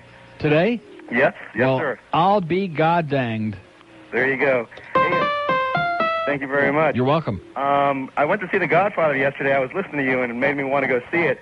And just like you said, Neil, The median age in there was death plus 20. Oh, my God. How depressing. Why aren't they marketing this so that some living and breathing people go see the greatest movie of all time? I was surprised to see the movie in Athens, Georgia, but there were these two women sitting about 4 rows in front of me, and I guess their hearing was so bad that they could no longer whisper to each other. Oh, no. They were talking to themselves as loud as I'm talking to you right now. Great. Isn't that just what you need in a movie where the dialogue is real low to begin with, and you got to pay real close attention, and they're talking out loud like, what did he just say, Esther? Exactly. And when Apollonia, when she started the car, and the car blew up, right? You should have heard the scream. I thought she was going to have a coronary right there. I love it. Beautiful.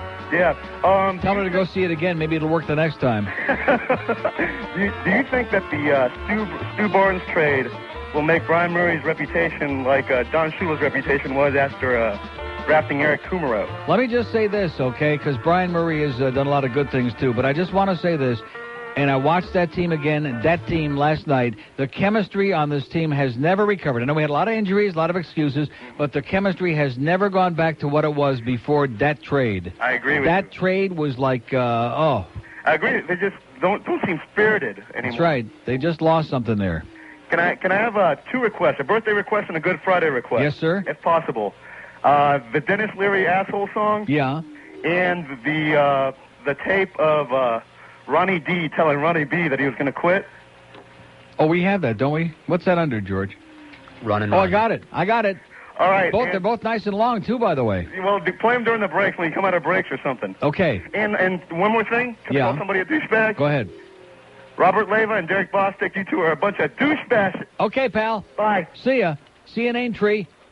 We have an open line in Broward, 767-9463-767-WID. We got that toll-free line to the rest of the universe on the audio net. And, of course, in Palm Beach, which forget about them. Forget about those goyim. They're all in church today doing their thing.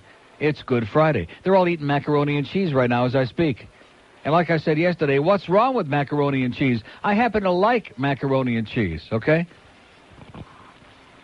As a matter of fact, there ain't quite nothing like a Kraft macaroni and cheese when you come right down to it. Hey, kids, every 3/4-ounce crafted cheese single is made with 5 ounces of milk. How do we do that? Dairy fairies.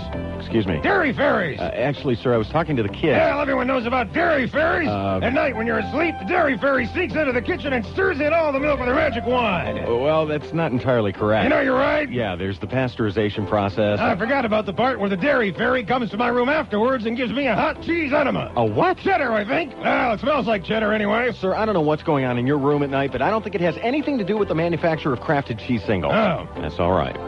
So, you want to see my magic cheese log? No. Crafted cheese singles made with 5 ounces of real milk. Trust us, you really don't want to know how we do it. Would you go to the meetings? No, that's my rule. I won't. That's true. That's the rule for me. You're in radio? I don't want to talk to you. I don't want to see you. I don't want to know you. You're in the business. I don't want to know you. Lose my number. Now, how do you really feel? Yeah, the business has been mean to you over the years. You haven't taken enough out of it. The business has been so good to me. I thank you. And now I can go away in peace very, very, very soon. Goodbye. I think we just signed off. No. Just me signing off. How's the crib? How's the down south crib? Nice? Yeah, it's great. It's great. Love the hood? Just trying to get, my wife is hearing these rumors about you leaving. Why did we buy a new house? I go, I don't know, honey. He didn't tell me until after we already put the mortgage down. I told you before the mortgage, my friend. No, you Yes, didn't. I did. I remember talking to you about this. You never talked to me. I heard from someone else. I know. I talked to you in the middle of November. We all sat down in the middle of November, and you were in the middle of a deal. You didn't do the deal, and you did another deal. You told me that. I just said I didn't, man. You told me that. You told me that in November, man. You did. We never talked in November. We did talk in November. We sat in a hotel room in November and talked. What hotel room? That hotel lobby, and then we went up to the room in Tampa. That hotel room. Remember? We had lunch, and then we went up to the room. By that time, I already had my place, man. No, by that time you didn't have your place. And I didn't talk to you. I talked to the people that you had tell me. No, we all talked. We all sat up there and talked together. We did. We had a meeting. We all sat down, talked, and then you and I and 2 other individuals from the company sat down and had a meeting in the hotel room. And that's how it went down. That's what happened. And that was before Thanksgiving. And here we are, January 6th. Are we going to have a conversation or what? Are we done? Should I walk away now? You're going to do whatever you want to do, man. I am. I have done whatever I want to do. But should I walk away now? Would it be easier? I don't want to make this thing difficult. No, this thing's all about you anyway. It's not all about me. It's about this show continuing. It's not all about me. It's not all about me. It's about I'm moving on. And we're making this an easy transition. Well, let's make it then. We are making it. Don't ask me about, how everything's going. I asked you about the crib. I'm going on. Okay, I asked you about the crib, that's all. It's great, Ronnie. Man, I'll just leave now. If it's easier that way, I will. Believe me. Of course it's not easier that way. Well, then why are you doing this? I'm not doing anything. Let's go on. Let's act like everything's happy. Let's go. That's exactly what I was doing. And then you took your headphones off and didn't want to talk to me. Don't play. I'm not playing. I'm not playing at all, man. I'm being totally honest with you, and I have been. Yeah. What do you mean, yeah? I'm glad. I'm glad everything's going down the way it's going down. It's all happy to me. It's all happy to me. I know it is. It's time for me to move on, that's all. All right, so let's change the subject. Let's I didn't bring it up, man. I was just having a conversation with you, and you just stopped talking to me. It's so embarrassingly true. 1228 at WIOD. 610 WIOD. Talk dirty to me. First, she set the screen on fire in Basic Instinct. Then you saw her in Sliver. After that, it was Intersection, followed by The Quick and the Dead. But let's face it, the only decent movie she's ever done was Basic Instinct. So now, Sharon Stone gives moviegoers exactly what they want. And that's more of what made her a household name. Sharon Stone stars in Crotch. We all know she can't act, but it doesn't matter in Crotch. 2 solid hours of Sharon Stone crossing and uncrossing her legs.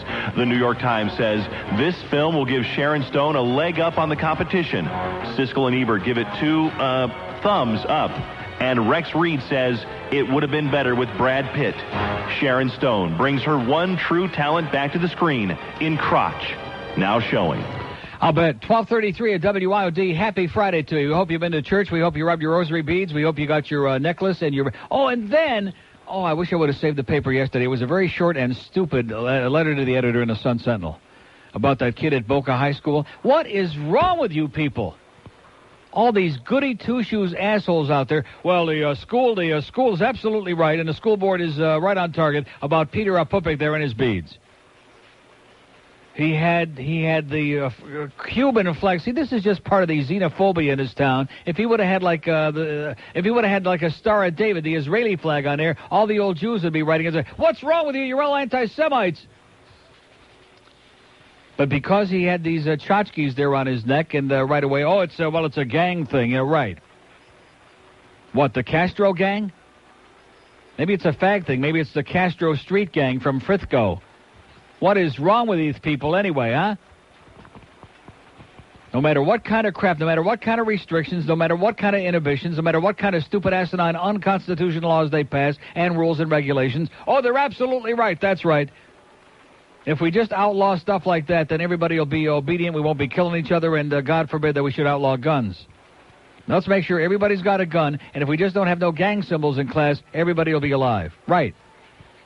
Here's Miami. Hello. Neil, how you doing? Great. I just received my annual call from my very, very Catholic grandmother telling me, it used to be asking me to go to church today. Oy! But today it's telling me to go to church. Tell her to blow it out her ass. Well, the Crusades are still alive. Yeah. So she'll probably be stopping by my house. Blow it out your ass, Grandma. And the other thing I wanted to ask... Father O'Toole. Rectum. Yeah. Okay.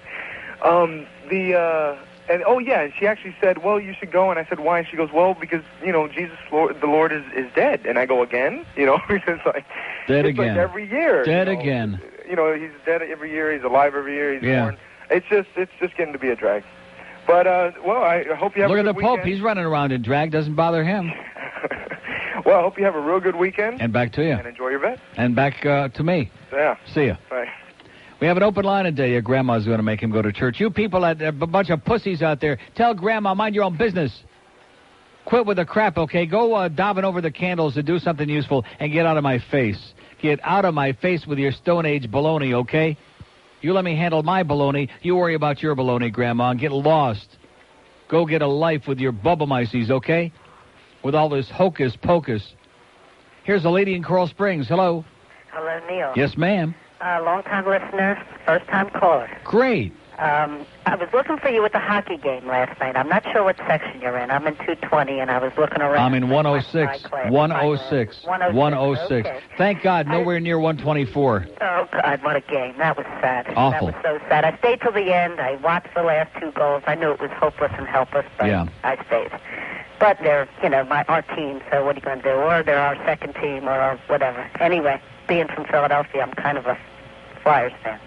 Anyway, I do listen to WIOD. I do know how to work my knobs, but I only listen when you're on. Otherwise, I'm listening to sports.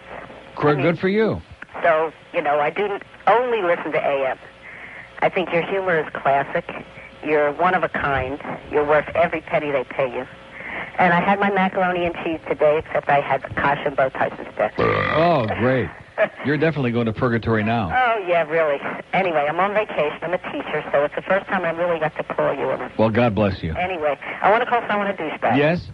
Michael Mullaney. You're a douchebag. Okay. Okay, Have a happy. lot. Boy. Listening to you. See ya. Bye. Open line at date 622-9463. 1 in Broward, 767 WIOD. Now we got to run on women. We got 75,000 women on the line. Here's a lady in Sunrise. Hello. Hello? This is a lady in Sunrise? This is a kid. Oh. I'm a boy. I started listening to you guys a couple weeks ago. Yes, sir? And now I bring my radio to school. Now you're talking. And I do that, and all my friends gather around after the lesson's been taught. It's pretty cool. Oh! All right. They're going to learn a lot more on this show than will that stupid school of yours. What school do you go to? What school do you go to, pal? Best. What school do you go to? I go to a school down in Fort Lauderdale. It's called Sunset. Sunset? It's like a kind of private school, so the teachers don't really like it. Yeah. I bring the radio. Oh, they don't like the radio? No. Tell them too bad. Tell them to mind their own business. Tell them it's America and you'll listen to whatever hell you want and they'll like it. Okay, pal. All right, thanks. Keep it up. Okay, we have, look at this. Now we're starting to, die a little bit here. We're starting to slide. We're backslide. We've had a fantastic Friday here. Almost everybody's out of school. The teachers are off. This kid is off. All these kids, they take the radios to school, man, because they know that if they want to hear something they might get a little amusement out of, they might learn something about the real world instead of all the lies, all the brainwashing, all the inundating their little minds with bullcrap. This is the only place they'll hear the truth. Here's the only man with balls in his town is right there, that fat fag Neil Rogers on the radio. That's the guy that'll tell it like it is. Oh, well, the cult members were very nice people. Yeah, they were crazier than a bedbug, okay? They're eating Jell-O pudding, first of all. I rest my case. They're watching old Bill Cosby reruns and eating Jell-O pudding. Does that tell you how crazy they are? And eating applesauce. And amphetamines. I know it was barbiturates, but it's much more fun to say amphetamines. Killed all those bastards. We have an open line at Broward, 767-9463, 767-WIOD. We had a story yesterday, I think, about some poor bastard that croaked, found a whole bunch of fen-fen on their bed. Of course, they got hit by a truck. But I don't think it was no coincidence myself. Here's a lady on a mobile in Pompano. Hello. Lady Mobile is gone. The Lady Mobile in Pompano that we're paying for on Mobile One's dime is gone and did not hold on. That fucking bitch. Exactly. Open line on the Mobile One line, pound IOD. She's got some nerve, that bitch. We have an open line in Dade, 622-WIOD, and one in Broward, 767-9463, 767. It's all request Good Friday. And are we having one damn good time? Dang good time. Where's God, Sham God when you need him, huh? Yeah, that's another thing, that whole business about that business. That monkey business, yeah. Just wait. Here's Boca. Hello. Oh, Neil? Yes, sir. I was watching the game last night, and the preview, and Denise Potvin, he and your buddy Rimmer, they announced that the Panthers have officially clinched a spot in the playoffs. That is correct. And then Dennis says, he goes, but they're not content with that. They've got their sights on Buffalo. Now, what good would having their sights on Buffalo do? Nothing. Another inane comment, because Buffalo's going to win the division. They're going to be the number 2 seed, no matter how many points we've got. And exactly. anybody that understands anything about the game knows that. But of course, that leaves out Denise. Exactly. Isn't that another in a series of classically inane comments by Don't Call Me Denise Potvin? Unbelievable. I feel really, really shitty. And so do we, having to listen to all that crap. Could you play the Stu Barnes song? Without Stu? Without Stu? I just might have to. See ya, pal. Thanks. We're going to beat Buffalo out no matter what the hell we do. Get him out of that division, we'll be okay, you know what I'm saying? Bills plays like he never skated. It's a shame that Stu was traded, but I guess that's just the way the story goes. Oi! Why they traded Stu away, we'll never know. This really blows.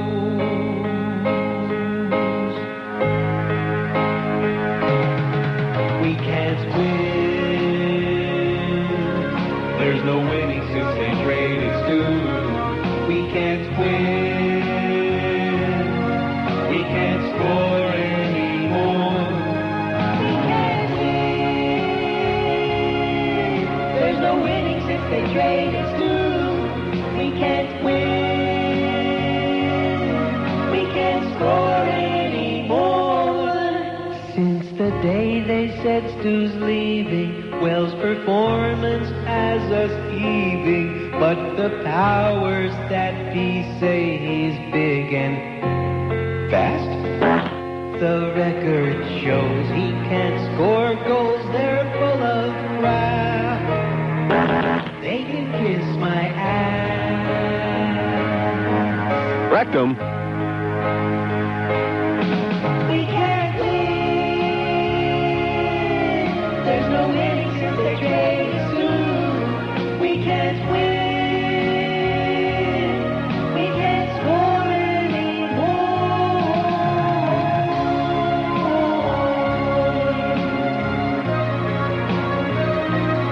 Just trying to get it on the net, and he made a great shot. It turned out to be a beautiful play. There's a chance back, and his shot it wide. A rebound. Score! Barnes is right there to tie the game again at 3. Stu Barnes with a wraparound, and he beats Rhodes. He was tied again. Oh, fuck him, Dano.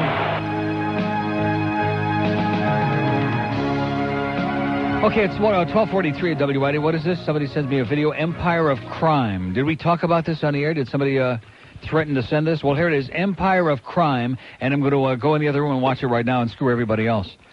2 open lines in Dade, 622-9463, 622-WIOD, and 1 in Broward, 767. After a very scintillating start. They're all in church now. Is that when do they go to church on Good Friday at noon? Does everybody get off at noon? They go to church at noon? They eat their macaroni and cheese and tuna fish at noon? The Pope changes his dress at noon? The Pope does his Midas muffler routine at noon? What are they doing over there?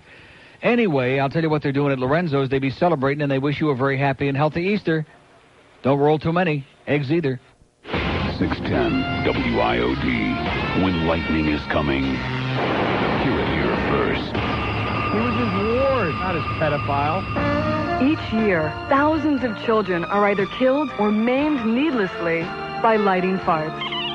This is no laughing matter. A little boy in Brooklyn, New York, accidentally sucked in the flame and imploded. His colon was found 3 blocks from his house during a Marilyn Manson concert as fans lit their lighters in traditional concert tribute. A teenager from Petaluma, California, thought he'd one-up the audience. Just as his friend bent over and let one rip, he lit his Zippo in close proximity to the buttock area. However, most of the crowd thought the explosion was part of the light show. The teen suffered severe burns over his face and neck, requiring painful grafts of pigskin, which caused untold grief for his Orthodox Jewish parents. Sure, farts can be funny, especially at school or during a wedding, but they can also be deadly. This message is brought to you by Mel, Mothers Against Lighting Farts. Remember, friends don't let friends light farts. Friends don't let friends fart, I'll tell you that. 1249 at WID. Of course, there's only one way to do that. Good cork in the rectum always works for a while. Here's one. My name is Jimmy. I've lost 53 pounds on the Atkins misspelled. Okay, Jimmy? Oh,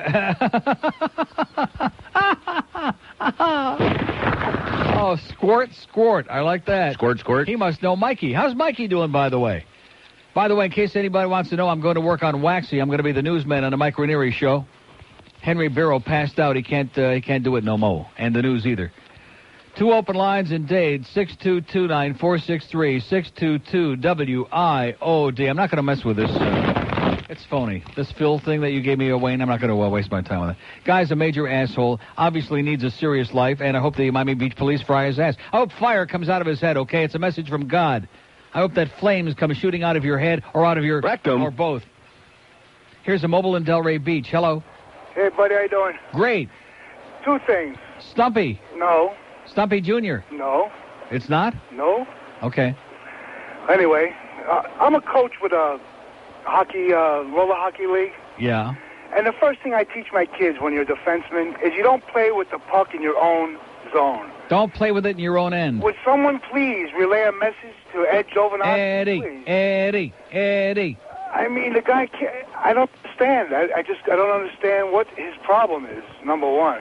Number 2, Rimmer was having an orgasm last night with this... Chris Wells got the assist, yeah. I saw that. What a pass. It was a beautiful pass. What a setup by Wells. What a blast, yeah. I heard his name more than anybody else's name in the whole game. Yeah. I'm saying, well, I don't understand. But, well, I don't know. I'm going crazy. Goodbye. Okay. See, the guy's trying to confuse fact with fiction and... Does Jeff Rimmer kiss Chris Wells behind? Boy! Does he have a reason for defending this guy? He's constantly falling and the puck he can't find. Does Jeff Rimmer kiss Chris Wells behind? Okay. And ever since they traded Stu, they've been playing real crummy. The reason they gave was to save the team money. Are you... And we know that Chris may be a pretty nice guy, but he fumbles and he stumbles and trips on the blue line. Is this the best that Brian Murray can find? The team's in a coma, and they'll never say why. Defending it's easy if you lie all the time. Does Jeff Rimmer kiss Chris Wells behind? Yes! Okay, it's 12:52 at WIOD. We have an open line in Dade County for your perusal now. If you'd like to call in and save mankind from itself, if you'd like to call here and explain to us why these people off themselves with putting in apple sauce and barbiturates and a partridge in a pear tree and plastic garbage bags, and why they had the Nike swoosh on their sneakers, and if they were all really serious or not. Unfreaking believable, and yet the public sits out there, they can't see it. Oh, thank goodness. In fact, I guarantee all these people going to church today for Good Friday, and the minister or the priest or whoever, the Getchke, gets up there and he says, well, this is a horrendous thing, another example of these cults and the perversion of real belief in God. Right. It's a classic example of what all the Bubba-Meises are all about. It's lunacy, man. It's insanity. Brainwashing. You see, it's much better instead of brainwashing people to drink Kool-Aid and cyanide, etc. Just give us your money. That's much better. Put some money in the plate. And just do what we tell you, and don't do as we do, God forbid. Just do as we say and shut up and go home and make a lot of babies. Now you're talking. Here's a mobile in Hialeah. Hello. Hey, Neil. How you doing? Great. I have a question on the Panthers. Is it just my imagination, or are they changing their entire style of play? No. They used to just dump and run and just push the net hard, and now they're trying to be real fancy with the puck, and it seems like it hurts them. Yeah. You know, and I don't understand. Why don't they go back to what got them where they are, what got them to the Stanley Cup playoffs? Because they don't have the same, there's just not the same thing out there. It's just not the same feeling. You don't have this team isn't playing like they're on fire most of the time, which they were. Keep something in mind. They got hot right at playoff time last year, okay? They were struggling right before the playoffs. They got out just at the right time. They started out phenomenal this year. Then they made that stupid, idiotic trade, okay? Right. And we were stumbling and bumbling. Then we got all these injuries on top of it, and we're still stumbling and bumbling. So this team, don't be too surprised if when the playoffs start, we shock you again. I mean, maybe it's wishful thinking, but you never know with these guys. But right at the moment, they're in a coma. They're in a coma. Right. There's no spark. I want to see them rush that net and just pound it hard. And I'm going to tell you, well, they may be pounding it hard, but not during the game. And the bottom line is that without a guy like Barnes or Straka out of the lineup, which I pray he and Niedermeyer will be back, well, at least Straka, Saturday, there's no offense. You got Ray Shepard, and Mellenby's also in a coma. You got Ray Shepard, basically. That's the offense. Yeah, I agree with you. Let's hope for the best. Let's light a fire under their thing. You got it. Okay, pal. Thanks a lot. See ya. That's what we need. We need Marty back out there. Okay, so he doesn't score a lot of goals, but he makes things happen. That's what we need is some chances, man. Well, the first period last night, shots were what, 14-2 for Ottawa? 14-2? What kind of a period is that? Do you know what I'm saying? Squirt.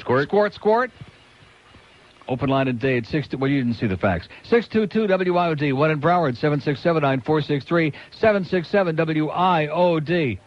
Let's take a bunch of amphetamines, okay? Get our pulse up to about 180. Here's a lady in Miami. Hello. Hi, Neil. How are you? Okay. Listen, I'm calling about, what's her name last night after Brooke. Okay, here, finally. It only took me almost 3 hours to get a call about Karen K. Listen, the one that's sleeping with a consultant, yes? I was a big Randy Rhoads fan, and I loved Brooke. And this woman just comes on at 9 o'clock, and I'm going, what the heck's going on? And all of a sudden, I had dinner at Dayland, and I went all the way to Cutler Ridge, and she was on and on. She didn't get off of that subject. Listen, it took us 40 minutes to drive home from the hockey game. That's the only thing I heard her talking about. She kept repeating it over and over again. And why is everybody so worked up into a frenzy that I'm sleeping with a consultant and Walter Sabo is a wonderful guy? I mean, nobody cares. We don't care, okay? It was so sad, so sad. I really did feel sorry for her, and I hope. I don't know. I love Brooke. Yeah. Love Brooke on till midnight. She's a doll baby. 6 to midnight sounds like a nice shift for me. Yeah, right? I'd like to call... Let her work a little bit of that flab off. I mean, You're so bad. I know. Can I call some people douchebags? Be my guest. Jackie, Alexis, Erica, and Salvatore. Love you. What was the last one? Salvatore. Yes. I like it. Okay. Mi piace. Have a nice weekend, and happy Easter. And buongiorno.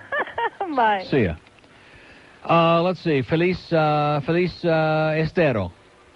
Estero is east. Happy East. 2 open lines in Dade, 6229463. How do you say Easter in Espanol? Pascua. What the hell? What is that? Pascua? Whatever. Feliz Pascua? Sure, okay. Feliz Ojo de Ano Pascua?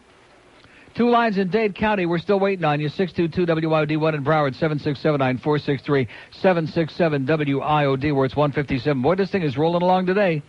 Seems like only 20, 30 hours ago that Pete Bolger was standing there in the doorway just muttering and whatever he was talking about. And then, of course, there was Phil Lotzman was in there with a real inside story, which, of course, I don't want to repeat yet. Did I say 3 minutes till 1 at WIOD, and then Rick and Suds will be here live today, which I hope they are, but Rick needs to butch up, baby. Butch up, Rick. Butch up a little bit. Get with it. Grow up a little bit. Be a little more responsible. As in, when in doubt, cut it out. By the way, you want to cut it out when you go to Mike's Cigars. They'll show you how to clip it right. They'll give you one of those little cigar clippers so you know how to do it right. One of those little tip clippers, man, and after like 5 minutes you'll be saying, I have no foreskin. That's right, even if you walked in there with a load. So anyway, if you like great cigars, George is puffing on a, what is that? A Bauza Jaguar. I knew it was a Bauza. I was going to say, it looks just like a Bauza even from this distance. He's puffing on a Jaguar right now, and the animals... The radio station co-owned by Chico's Bail Bonds. 610 WIOD, Miami, Fort Lauderdale. Oh, boy. It's the 1 to 2 hour.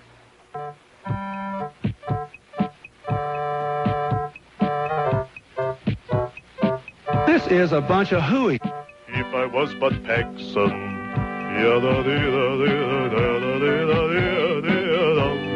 Roy! All day long I'd biddy-biddy-bum. If I was that Paxson guy.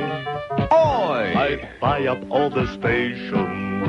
Like the Light Bulb, Love, and Zeta, INZ, and IOD. I'd have lots of money in the bank, annoying lots of goyim like Roy. I'd have a radio network that nobody carries, but everyone has to run the spots. Loan me $50. TV, cable, real estate I would own. I'd have a half a dozen big FM stations and 6 or 7 AM stations too. And that's just in Hallandale alone.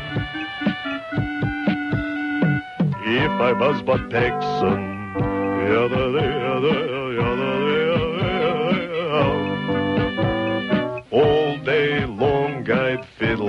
my knob.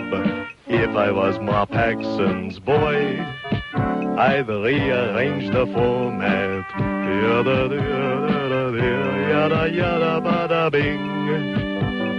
I'd have shekels, you know what I mean. I'd be richer than the freaking queen. Wayne Huizenga would be turning green if I was that Paxson guy. Oi! 104 WIOD. Jim Schuyler, God, that's all I can say. Let's do a mobile in Pompano in this big 1 and 2 hour, man. This hour you're going to be, I'm telling you, this hour is going to set you on your ass. Make no mistake about it. I can just feel it. You can feel a gigantic something welling up in the pit of your stomach, can't you? Maybe it was that great lunch from the All-American sub shop. Did I get it right this time? Why do I have a problem with that? That's like not an unusual name. I just have a real serial problem. Get serious.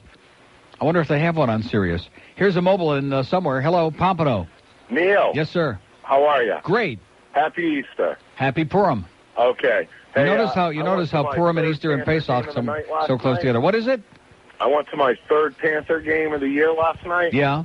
And the last game I went to was the Sharks, which you remember how that game turned out. Yeah. And last night, Ottawa, that was, the stink of manure in the place was pretty bad. Yeah. Awful game. I'm glad you mentioned that, by the way, because where is it? A stench of cow manure hovers over this performance by the Panthers. Oh, yes. That was pathetic. There were 3 guys that tried the whole I thought it was night. pretty good myself. Besides Beezer, Lindsay, Louse, and Warner are the only guys even trying to skate. Yeah. Oh, God, I was frustrated. It was ugly. It was an ugly thing, man. It was terminal. I don't know what to say. It's all right. Hopefully We'll get it out of our home for system the now. playoffs. We'll get these last few games over, then we'll be smoking them during the playoffs. We'll get everybody let's back. hope so. Yep. Okay. Okay, pal. Good luck Have to a us. good weekend. And back to you. Open line today. That's right. Garpaloff will be back. Maybe Robbie will butch up a little bit, but I doubt it. And, of course, Marty's going to be back. Marty's going to be the catalyst. He's going to surprise everybody, including the coach who's busy getting his wife a necklace. He's going out to buy her a necklace. And, of course, we've all heard that spot. We do love our friends at Beverly's Jewelers, but I didn't know they sold necklaces. Did you? How about shoelaces? Here's Watson Island. Hello. Hey, Neil. Brand new home of the Parrot Jungle. Home of the Goodyear Blimp. And the Parrot Jungle. And how are you up there? Great. Yeah, Parrot Jungle, like when? Who knows, right? It's up for grabs, evidently. Listen, Neil, shameless request. Yeah. You've got a tape with Jack Nicholson working a fast food counter about chicken. Oh, Just the jeez. most hilarious Bill, thing. that's me. Okay, 2 open lines a day at 622-9463, 622-WYD. I didn't hear what he said, did you? Didn't hear a word. We have an open line at Broward, 767-9463. Something about... Bill, that's me. Let's go to Palm Beach. Hello. Neil, how you doing? Great. Just called to give my 2 cents about the Panthers last night. Okay, now all of a sudden they're coming out of the woodwork, all these Panther bashers. Go ahead, sir. They deserve it. First of all, I've seen that annoying putts in, 124 is? Let's hear it about 124. I want a lot more calls from the 10 sane people who sit in 124 and aren't a bunch of sheep being led down the horse's ass. Oh, God. It all started last year with that rat. Right. Oh. And I was willing to humor him with that. I mean, the guy was in his glory. We were having a good time. He was running around. He stunk like hell. But, I mean, Yeah, but now get on with life. I think the fans have done a great job. We don't throw the rats. We don't get the team penalties. That's Everybody's trying to control themselves. But this bunch of goofballs over there, they let this guy lead him around by the end of the nose like a bunch of lemmings. And you think the peanut thing is bad in your section? Oh, Yeah. come on. This guy is the type that stands up, screams, and spills beer on people. Oh, nice. Yes. Nice. He's the best. He is the greatest. I say let's ban his ass from the arena is what I say. And let's let him go up on it. You know how the mascot comes down what the hell do we call him? Stanley? Stanley C. Panther. How he comes down that wire there before the beginning of the game. I think we ought to let this guy try it once. and cut the cord. Exactly. Now you're talking. Now, let's move from one asshole to another. Did Mike Mayo ever write anything? No. Of course He not. had another big column today, which I got it right here. It's a column about some crap, which has nothing to do with anything. The whole left side of the front of the sports section. Not one word again. Liar, liar, pants on fire, man. His name ain't Moskovitz. I think he's the Antichrist myself. and on Good Friday. Yeah, how do you like that? Unbelievable. David Halberstam, who everybody loves David. I never heard anybody say anything bad about Halberstam. They love him. He's a great guy. He does a good job. He's funny. He's amusing. He's colorful. And this maniac over there at the Sun Sentinel lied to us. He made a blood oath right on the air here to apologize and retract. I say retract this. Rectum. Exactly. You got it. Can you play a little something for me? Anything you want, pal. Star Wars Cantina, please. You got it. Thank you. Have a great life. You too. So, I bet that's not in here, though. Do I have to get the thing out? Oh, jeez. Oh, I'll do it. I'll do it because he's a good guy. He's a good guy, that guy right there. He sounded like a real American, okay? And he sounded like he might not look too bad either. We have an open line at Broward, 767. How do you know that he might not look too bad? I don't know. Because people hear by voices on the air, and they think they know how somebody looks. For example, would you know what's his name looked? What is his name? Jacob. You wouldn't know what the hell Jacob looked like. Uh-oh. Look at that, George. I think I lost my plastic thing. Oh, if I lost my plastic thing, what am I going to do now? I think I lost my plastic thing, Wayne. That's real. Oh, here it is. Here's my plastic thing. I found my plastic thing. Barry Jackson can put it in your column. Neil found his plastic thing, okay? Which one of these, which number do you think it's on? I know it's cut number 17, but which one do you think it's on? Oh, I got it. What a great job. 49. What? That was right. That's in 49 or 49. See how similar they are? And if you start saying nueve and you speak in Italian, they'll slap you right in the puss. Pope will come over there and slap you right upside of the head and say, cut the crap. He ain't Italian. Huh? He ain't Italian. What does he care? Dumb Polak. He speaks 14 languages, none of them right. Exactly. And he speaks them all with an accent, too. It's all with a Jewish accent. Here's the Pope who's Polish and a Catholic with a beanie and a dress, and he speaks every language with a Jewish accent. Wise guy. Give us back the beanie, too, while you're at it.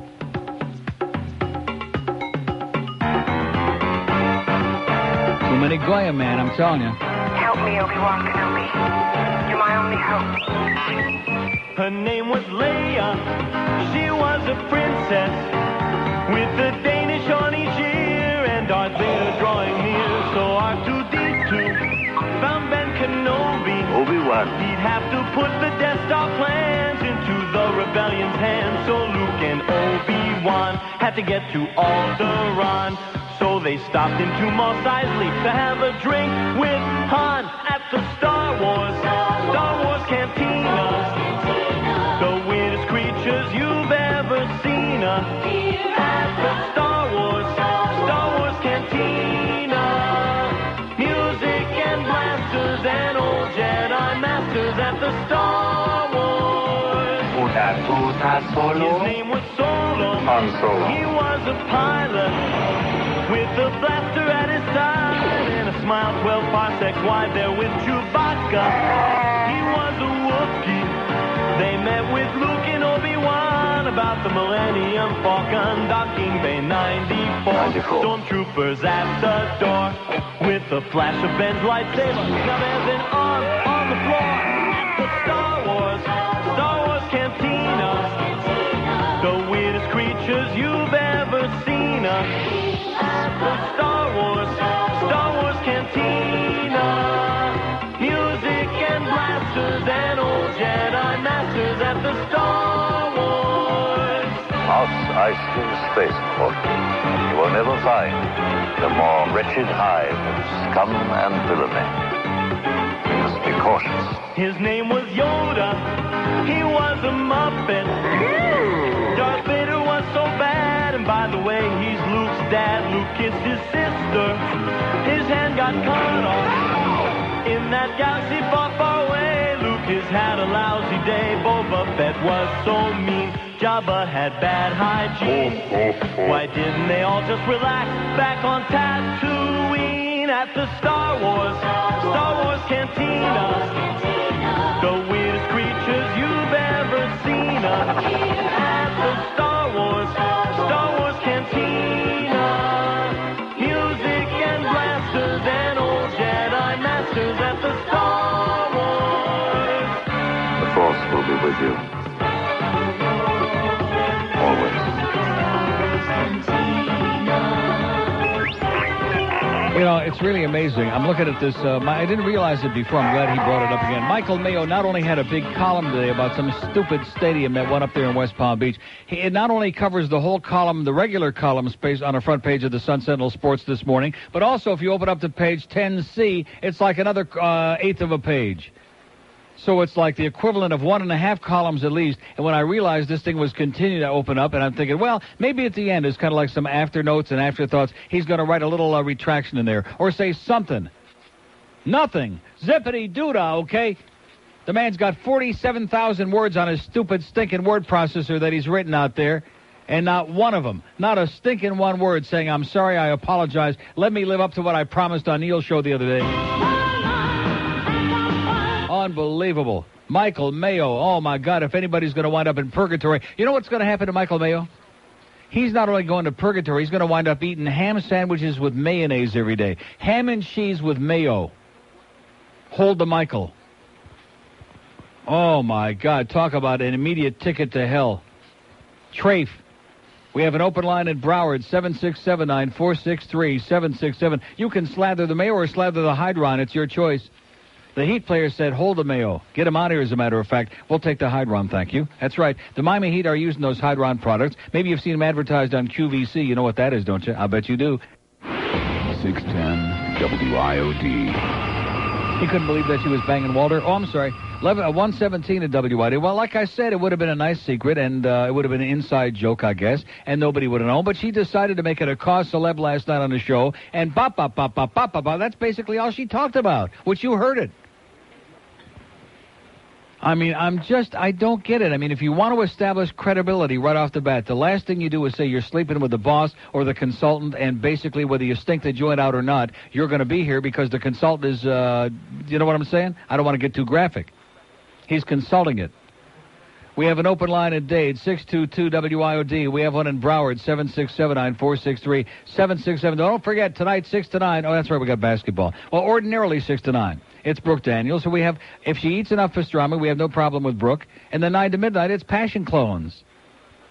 She won't be on tonight. Who? Brooke won't be on. We got a basketball game. Who won't be on? Karen. Why not? I got you down. Why not? Because of the basketball game, and she had something to do, is what I was told. Walter? She had something to do. This is only her second night. Well, you know, when you... wait a minute. The game... I threw it out. But I know the game is a home game, right? Heat are playing home tonight. Detroit, I think. So it's a home game, so the game starts at 7 or 7:30. It'll be over by 9:30. Basketball games only last a couple of hours. And she's not going to be here because she's got... See, does this tie in with what I just got through saying? How do you start a job in the first night? You come on for 3 hours, and the next night, oh, well, it's only going to be a somewhat short, like 2.5 hour show anyway, so I can't be here. I got something else to do. So who's going to be on? Ron Barr, Sports Byline.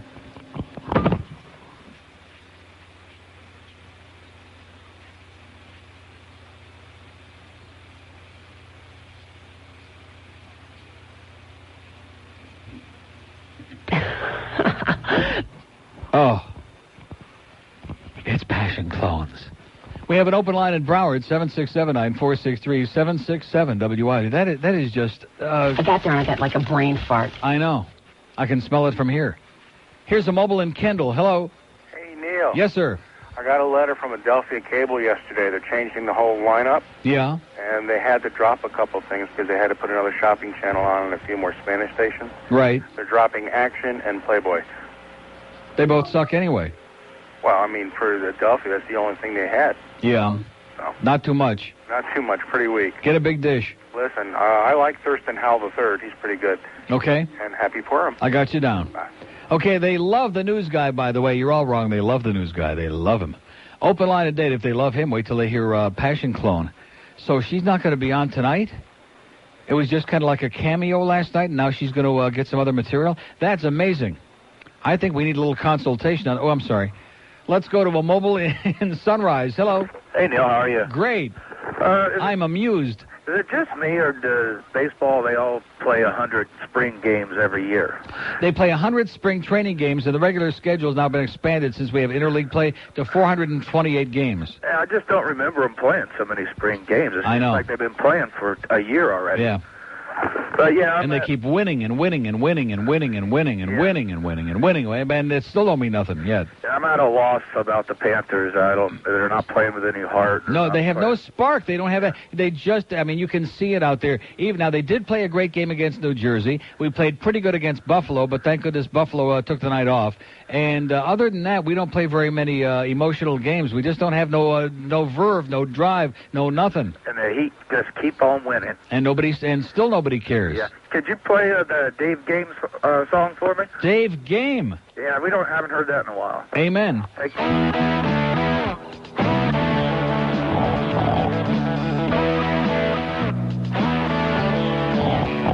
If you want to see fat, Action News is where it's at. Dave Gaines. He weighs 500 pounds. He's a mile around. Dave Gaines. All right.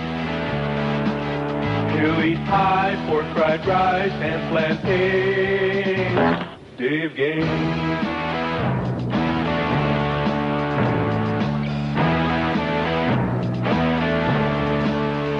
He's a trailer with no hitch. He's twice the size of Fat Rich. Dave Gaines. And with all of that girth, he really shakes the earth. Dave Gaines. I like it. Fat is fat, it's just that in the name. Dave Gaines. This is Diana Morgan. We're taking you now to a special report from Dave Gaines. All-you-can-eat buffets. Are they as advertised? Dave? Thank you, Diana. We're here at the local Sizzler, and have gone undercover. Dave, undercover? That's right, undercover. I'm approaching the all-you-can-eat salad bar for the 7th time. Sir, don't you think you've had enough? I thought this was a buffet. Yeah, but... Yeah, but nothing. If you want to see huge, turn to 6 Action News. Dave Gaines. Yeah, he's 10 feet wide. He's even bigger than Jeff Hyde. Dave Gaines. Kentucky Fried Pizza Pie with no slices. Dave Gaines. Okay, that's it. You've eaten almost everything. Wait a You're minute. out of here. Let's go. I'm not done. I haven't had dessert. I'm not done. I'll go out sunshine. Shame on you. 123 at WIOD. Never noticed that before. Who the hell was that doing a little improvisation there at the end? Oh, what are you talking about? What are you He's all talking over the about? place. Now, I guess we won't see who it was that sang that Paxton song before. That would be bad. We have an open line on the out-of-town line, 1-888-474-9463, 1-888-474-ADAM. Let's go to a mobile in Miramar. Hello. Neil. Yes, sir. How you doing? Great. Hey, have you seen the Howard Stern movie? No, I have not. No? No. How do you feel? You going to check it out or No, I'm not. We have an open line today. It's how do I feel? I don't care. He's making $80 billion. More power to him, and life goes on, okay? How do I feel? Oh, I'm just wounded, especially after yesterday. Oh, sorry. 622-9463, 622-WIOD. Here's Fort Lauderdale. Hello. Hello, Neil. Yes, sir. Good Friday to you. Back to you. Yes, I have 2 things on this Good Friday. One, a theological question. Yes, you know how Jesus came down to earth and was nailed up for all of our sins? Yes. Now they nailed him. They nailed him now, and he died for everyone's sins here. Now, assuming his life on Mars, does Earth... Forget about Mars. What about on Sirius? Let's get serious. Well, wherever. That's where all these Getchkis are going that off themselves with Bill Cosby's pudding. Does Jesus dying on Earth save the sins of the people on other worlds, or no? You mean Jesus has to die on each planet, on each individual Well, you world? don't see him around here now, do you? That's because he's busy making cameo appearances elsewhere. Jesus? It's a big, wide universe out there, man. He's doing cameos? Yes, he is. Wow. Didn't you see? He's over there on Washington Street. He's at the cameo this weekend. I see. Wow. Extra security, of course. Does that mean that each planet's going to have a pope of their own? Correct. So that means... because they're all under a lot of duress. Okay, we have an open line at Broward, 767-9463, 767. He's really reaching it, stretching it, yanking it, but I think he's got a point. 610 WIOD. Don't worry, it's just a little gas. It's Friday, you bastards. Tonight, get ready for a show that'll have the critics talking. Gosh, check out that Speedo. He does fill it out nicely. Oh, gosh. Just thinking. Oh, God, if he started to drown. Oh, I'd like to give him mouth to mouth. Oh, God, I'd like to save him. And look at his leg. Oh, gosh, look at the torso. Gay Watch, tonight. Okay, we'll be watching for it. 1:30 at WIOD. Happy Good Friday. Happy Easter Sunday. Happy rolling the eggs. Happy eating a lot of chocolate candy out there, which is making you very sick, but boy, it tastes good.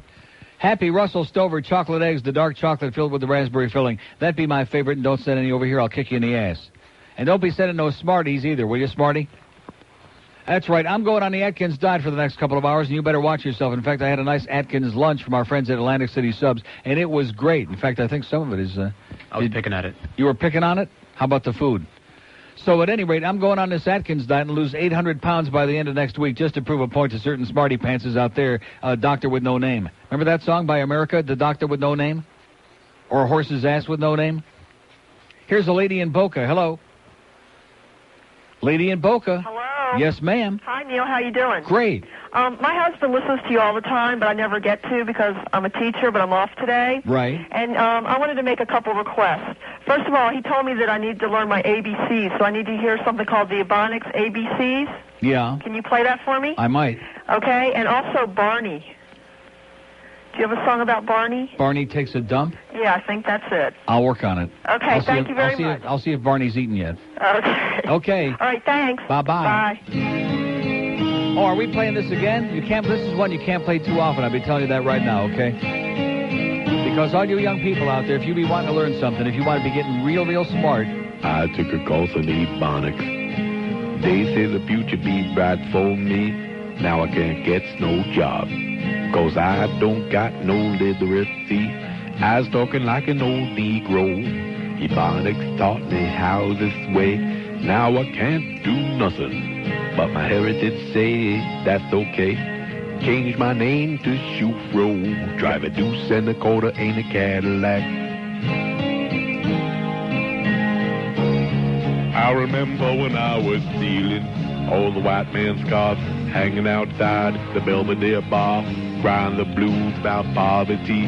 White devils got no job for me, and I thought Ebonics would give my life a change. Now I got to go and sell more crack cocaine, crack cocaine, crack cocaine, crack cocaine, crack cocaine, crack cocaine, crack cocaine, crack cocaine, crack cocaine.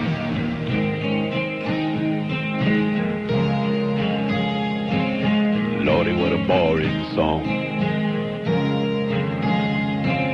Ebonics makes me sound funny. Got nothing to do with literacy. Now I got to make more money. Labor pool sounds good to me. I got plenty of nothing. Ebonics ain't getting me anywhere. Maybe I'll mug an old white bitch, steal a purse and full of hair. Then I'm gonna take some money, buy a stereo and a Frigidaire.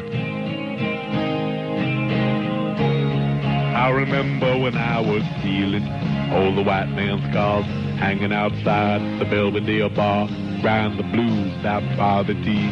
White devils got no job for me, and I thought Ebonics would give my life a change. Now I got to go and sell more crack cocaine, crack cocaine, crack cocaine, crack cocaine, crack cocaine, crack cocaine, crack cocaine, crack cocaine, crack cocaine, crack cocaine, crack cocaine, crack cocaine, crack cocaine, crack cocaine, crack cocaine, crack cocaine, crack cocaine. That would be a really bad break. So, Adam, that Adam, what a heathen, what a degenerate, what a douchebag on Good Friday. What a Jew. Jesus Christ, for extra strength, Dexedrine. When you're getting crucified, the last thing you need is a headache. There's so much pressure. Hanging around with the whole world's sins weighing on your shoulders. And then some gladiator sticks a spear in your side. Yeah! Jesus Christ, that hurts. So when this thorny crown feels like a vice around my head, that's when I reach for Dexedrine. Well, I don't reach for it. Hey! Anybody got any Dexedrine? Hey, Judas! Could you throw a couple into my mouth? Come on, I'm the Savior, for Christ's sake! Extra strength Dexedrine. Because a headache is a heavy cross to bear. Happy Easter. We have an open line today at 622-9463, 2 on the out-of-town lines. It's all a bunch of bubble mices. Look at the bodies of those 39 pathetic bastards out there in San Diego, of all places. God, not too late. Too late for what? To catch the spaceship, they said. Yeah, not too late. You better hop aboard. I think they were listening to Chris Moore. That'd make me want to blow my brains out. Hot dog, hop aboard that spaceship. All right, Chris. The more I see him. So anyway, 2 open lines on the toll-free, the worldwide, the audio net. Not that I really care, but it just, we did have that one call from Georgia. We had a call earlier today from Georgia. How do you like that? That was it. That was a medley of our audio net lines today, and it's just, kind of bizarre. It's kind of bizarre because we know you're listening up there in Waukegan. We know you're listening up there in Etobicoke, or whatever the hell it is. Etobicoke? Whatever they call it. That's where Don Cherry's got his new team. How you doing, Grapes? He's up there listening. Here's Liberty City. Hello. Liberty City is gone. Liberty City be gone. Okay, we have an open line in Dade. 622, probably shut their phone off. Let's go to Cooper City. Hello. Neil. Yes, sir. You're smoking. Yes, I am. Neil, on Italiano, Buona Pasqua. Buona Pasqua? Italiano for Happy Easter. That's right. And what did you say it was, George? The same thing. Pasquas. Pasquas. Pasqua. Buona Pasqua. Buona Pasqua. Okay. Listen, I just want to tell you one thing, Neil. I'm just trying to help now. Buon okay? pomeriggio, see? Go ahead. Neil. I'm listening. When you do the Lorenzo deal. Yeah. The little honey balls. Right. Now, maybe you would want to write this down. Strufuli. No. Strufuli? S-T-R-O-O. See, the U is pronounced as a double O. And the emphasis is on the double O. It's Strufuli. Strufuli. Strufoli. Strufoli. Strufoli. Okay, I'll put an accento over the top, then they'll change the copy anyway. You got it. But I'll put the Strufoli. Strufoli. Strufoli, I like that. I like the way it sounds. Don't you just love the way the Italian, there's a certain sound, a certain lilt, a certain rhythm of that Italian. Strufoli. I love it. Si. I love it. Mercoledì. You know, like Giovedì. Venerdì. My father-in-law was a boat jumper. And the first time I said strawberry in Italian, I said fragala. He says, no, fragola. Fragola. Fragoli. You know, a lot of times the accent is on Fragoli, I know. I know from Fragoli. I know melanzana, eggplant, right? Right. Melanzana. Right. I know a few fruits in Italian. I know a few Italian fruits. As a matter of fact, my wife, she made the strufoli last night. Right. We're taking them over to my retarded brother-in-law. Okay. I hope she put something good in there. Buongiorno. Neil, shameless request? Yes. Because it's Easter week. How about my favorite guy, Brotherhood Week? Okay. Could you do that, please? You'll be getting it. Thank you, Neil. See ya. Bye. Buongiorno. So anyway, before we do that... I'll be back, kids. Stupendous. Oh, boy, do I gotta go. Open the door here. Oh, pull down my pants. Oh.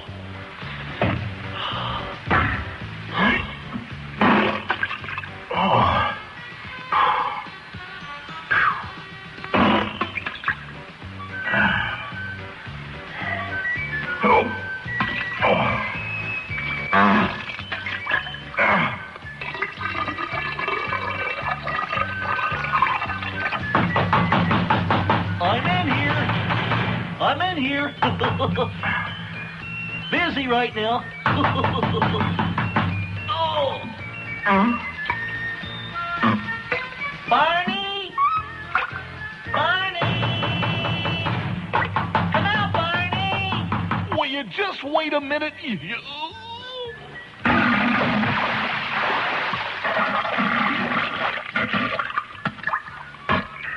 Oh, that was stupendous.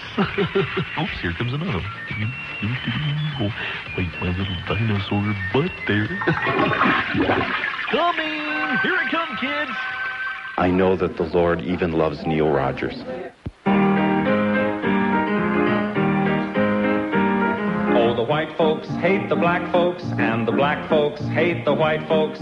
To hate all but the right folks is an old established rule, but during National Brotherhood Week, all right, National Brotherhood Week, Lena Horne and Sheriff Clark are dancing cheek to cheek. It's fun to eulogize the people you despise, as long as you don't let them in your school.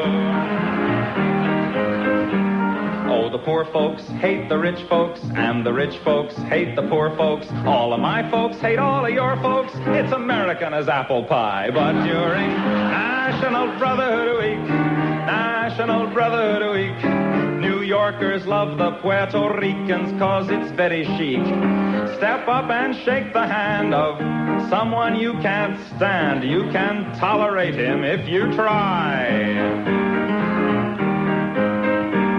Oh, the Protestants hate the Catholics, and the Catholics hate the Protestants, and the Hindus hate the Muslims, and everybody hates the Jews. But during National Brotherhood Week, National Brotherhood Week, it's national, everyone smile at one another hood week. Be nice to people who are inferior to you. It's only for a week, so have no fear. Roy! Be grateful that it doesn't last all year.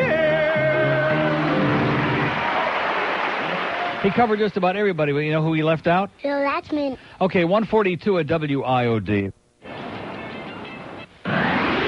610 WIOD.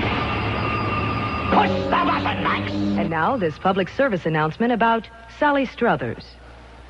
For $90, you could clothe a child. For $90, you could help fight cancer.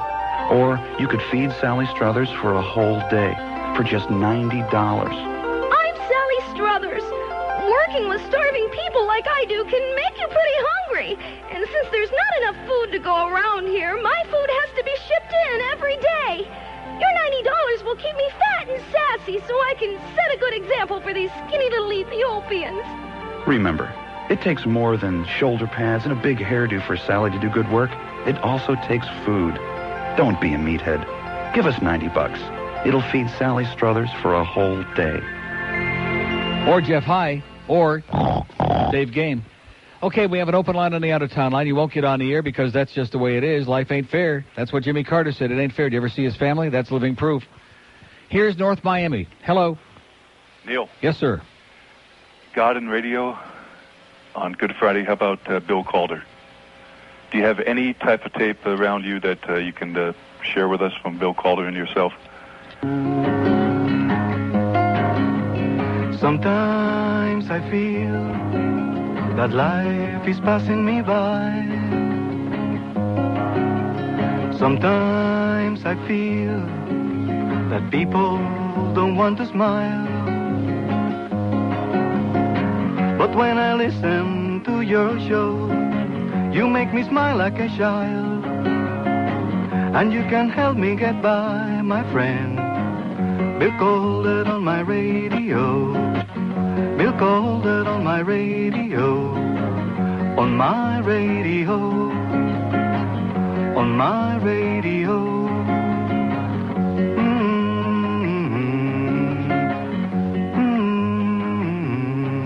147 at WIOD. Happy Good Friday to you. We're having a very reverent show here today, as expected. And if you don't like it, too bad. That's the way it goes. If you want to be reverent, go to church, put your knees on the floor, and do something useful, okay? Something that God will approve of. Does he approve of anything? Not too much these days. He's getting pretty pissed off. Here's Fort Lauderdale. Hello. Neil, Godfather. Yes, sir. Oh, what a great thing about working for a goy. You get the day off today. Yeah.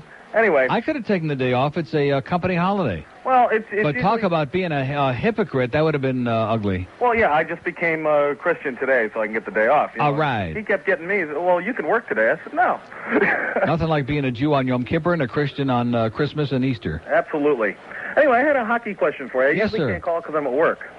I was on vacation when Brian Murray made the trade with Kurt Mueller. Yeah. Mueller? Kirk Muller. Kurt Mueller. Thank you. Not looking too good, by the way, Kirk. I know that ankle was bothering him, but last night he was in a coma again. He's not showing me too much anything. Come on, Kirk. It's not the Leafs no more. This is a playoff team, man. Let's get with it. Yeah, but he's no Chris Wells. Yeah, that's Chris true. had a great game last night. That's what I heard. I was just wondering, I wanted your opinion. Do you think that Brian Murray is trying to make Kurt Mueller the next Tom Hagen? All right, I mean, Brian Scrudlin the next Tom Hagen? You're out? You're out, Brian? You're out? Could be. I'm just wondering about that because he was a leader at Toronto. I'm a big Leafs fan, living up in that area. Now, come on. Now, let's get serious. You're saying Kirk Muller was the leader on the Leafs. Yeah, he led us right down to where we are today in last place in the division.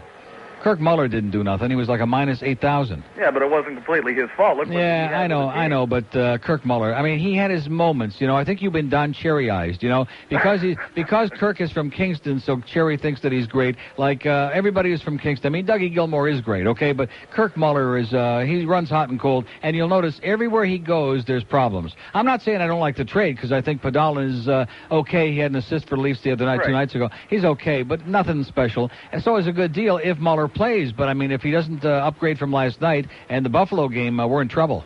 Right, I agree. I haven't was. watched too much CBC. I do have the dish and everything, so. Yeah. Anyway, I do have one strange request. Yes, sir? I lived in Cleveland for a few years, and I turned a lot of people on to you. In fact, I had some friends down last week. When I took my vacation, they were down, and we were listening. I was just wondering, as a strange request, could you relate the story about when you were living in Michigan, how you went to Northfield Downs on that guaranteed horse you had?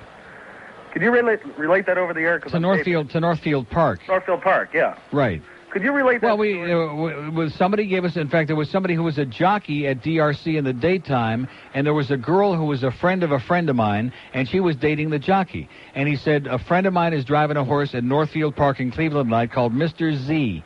And this horse is going to win. He's going to be like 7 or 8 to 1. So we made our picks at Hazel Park that night and left with our friends money to bet on the horses at Hazel, all of which, by the way, lost. They were nowhere. We get in the car in Detroit in the afternoon. We drive all the way to Cleveland to Northfield Park, which I remember is just west of the city, I believe. Just east. Or just east, just outside of the city at any rate. We go all the way there, and it's like in about the 6th or 7th race. Now, the first 5 races, I picked 4 out of the 5 winners, okay? But I'm betting almost nothing because I'm saving my big plunge for Mr. Z, okay? All these other horses are coming in 4 to 1, 5 to 1, 7 to 2, pretty good prices. I'm betting like almost no money at all. Now we go to the window. Mr. Z opens at 6 to 1. It's the one horse. This is 26 years ago. Now he goes to 5 to 1. And we're going to the window a little at a time. We don't want to knock the odds down too much. So there's 4 of us. We're going to the window and betting 20 here, 20 there, because we don't want to knock it down too much. We bet the horse down to 3 to 1. He gets away for the start of the race 4th. He sits on a rail 4th. He finished 4th, and we drove home. Neil, you're all the way from Detroit to Cleveland to lose our ass. Have a great day, pal. Thanks, Neil. See ya. Bye-bye. Then I came down here, and Mr. Z, of course. Remember Mr. Z, the limo driver? Talk about a pain in the ass. It was an omen. I knew in my life Mr. Z was a loser all the way around. Then we wound up with Lenny the limo driver. Oh, my God. You know who he was close buddies with, don't you? Oh, brother. Brooke. What's her name? So what do you think Brooke makes of this new situation there? The Walter Sabo S. And then she says also last night that he's going to be moving down here very soon. Just remember what I told you, okay? Remember in The Godfather, he says, whoever comes to you with this meeting, that's the traitor. Walter Sabo is the chigger in the woodpile. She's in the building, by the way. Who? Karen. Yeah. Well, how come she's in the building now? She ain't going to be on the air tonight. Or is that a mistake on your part? Is she going to be on the air tonight? No. You're positive about that? That's what I was told. No passion clones? Okay, here's Miami on a mobile. Hello. Hey, Neil. Yes, sir. Hey, I got a story for you. What are you, like inside the engine? I think the spaceship's taking it. Woo! Hello? Hello? Okay, over and out. He's on the way to, he's serious. Enjoy the pudding, by the way. Here's Hialeah. Hello. Neil. Yes. Is this all Request Radio? Yes. Come on, Linda, let's go. What is it? How about laying off the hockey? Yeah, how about laying on this? Here's, how about hockeying at China? The show's almost over. How about laying off the hockey? Ha, ha, ha. Man with nothing to say, no material. Just little cute sound effects and not well done either, okay? Very poorly done. Here's Hollywood. Hello. Neil. Yes, sir. Why is Easter the one holiday that keeps bouncing around? You don't know if it's March or April. Same with Pesach. Okay, I'm sorry, I'm not Jewish. Well, why not? What are you, anti-Semitic? Don't trust knives. Okay. Around those little parts. Uh-huh. You know, what are you saying? You're not circumcised? That's correct, sir. You are not circumcised? No. I have no foreskin. Oh, my God. Faith, brother. No comment. Comment. I'm just a goyim. Never. My parents didn't take me down there. No, I'm not about to do it at this age. Okay. We call this thing a cult in San Diego. Yeah. But if Dan and Paul Crouch got on TBN and told them to make up some magic Kool-Aid, yeah. Do you think we'd have a few dead people around? 5 million, probably. And cause, what a blessing that would be. Let's try it this weekend. Let's see if it works. Because one time they were on there talking about how one of their new satellites going up was one of the angels foretold in Revelation. Right, that's right. In fact, I think Pat Boone could win his good graces back into the fold if he'd be the first one to sip from the cup this weekend. Oh, yeah, and by the way, with baseball season coming up, you're going to take a gander at a couple of games? Maybe. Because you get the Marlins and the old Cubbies coming up. You never know. Too bad we're not playing the Tigers, though. Yeah, because, well, I guess what? They just put to pique the interest of people, Yankees, and to have, like, crosstown rivalries. Orioles, yeah. Or what about what the owner of the White Sox is doing, ticking off the Cubs fans? By doing what? If you want to go to the White Sox games, you got to buy 3 other tickets for other White Sox games. Oh, nice. And a little package. So the Cubs fans will say, screw them. Yeah, that's it. Okay, pal. Oh, yeah. Can you play Come-A-Lot? Let's go to Pompano. Hello. Father Neil. Yes, sir. How are you? Okay. Circumcised Canadian. All right, now we're talking. I have no foreskin. Hey? Hey? Listen, I was watching the game last night, and the Panthers are my second favorite team. Yeah. I didn't mind seeing Ottawa win. It's nice to see a team that's been sucking for so many years, play half decent for a change. They played circles around us last night. I enjoyed watching it. Tom Shorsky and that Alfredson kid and Yashin, they ran circles around us last night, all night long. Yeah, it's nice to see the underdog win for a change. I didn't mind watching that. They smoking Boston. That's a surprise this year. Yeah. And Leafs, well, that's a surprise. Another big tie last night, 61 points, baby. We're doing it. We're not going to finish last. Denny Potvin, eat your heart out because the Islanders aren't going to get that number 1 draft pick. In fact, it looks like we're going to finish no worse than 3rd from last. 3rd, you mean? And we're only 1 point behind the Kings. We could finish 4th from last. How do you like that? Beautiful stuff. Amen. Can I have my request? If we got time. That steak sauce one you got? That's what it's called. Okay. Thank you. See ya. Bye now.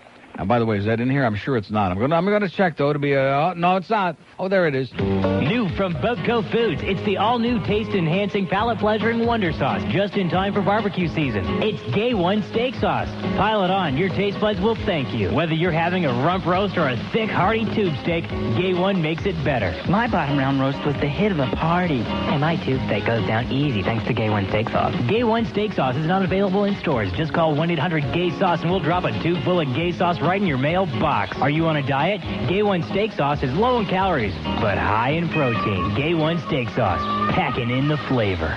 No, we're going to do that. See, the consultant is going to let us critique Passion Clones. So anyway, so she's not working tonight? Did she tell you why? She going... I bought pizza for everybody. I'm having somebody taste it right now. Just remember, the one who comes to you with this pizza, that's the chigger in a woodpile. 157. Hey, welcome to WIOD, Aaron K., whatever your name is, okay? And cut it out.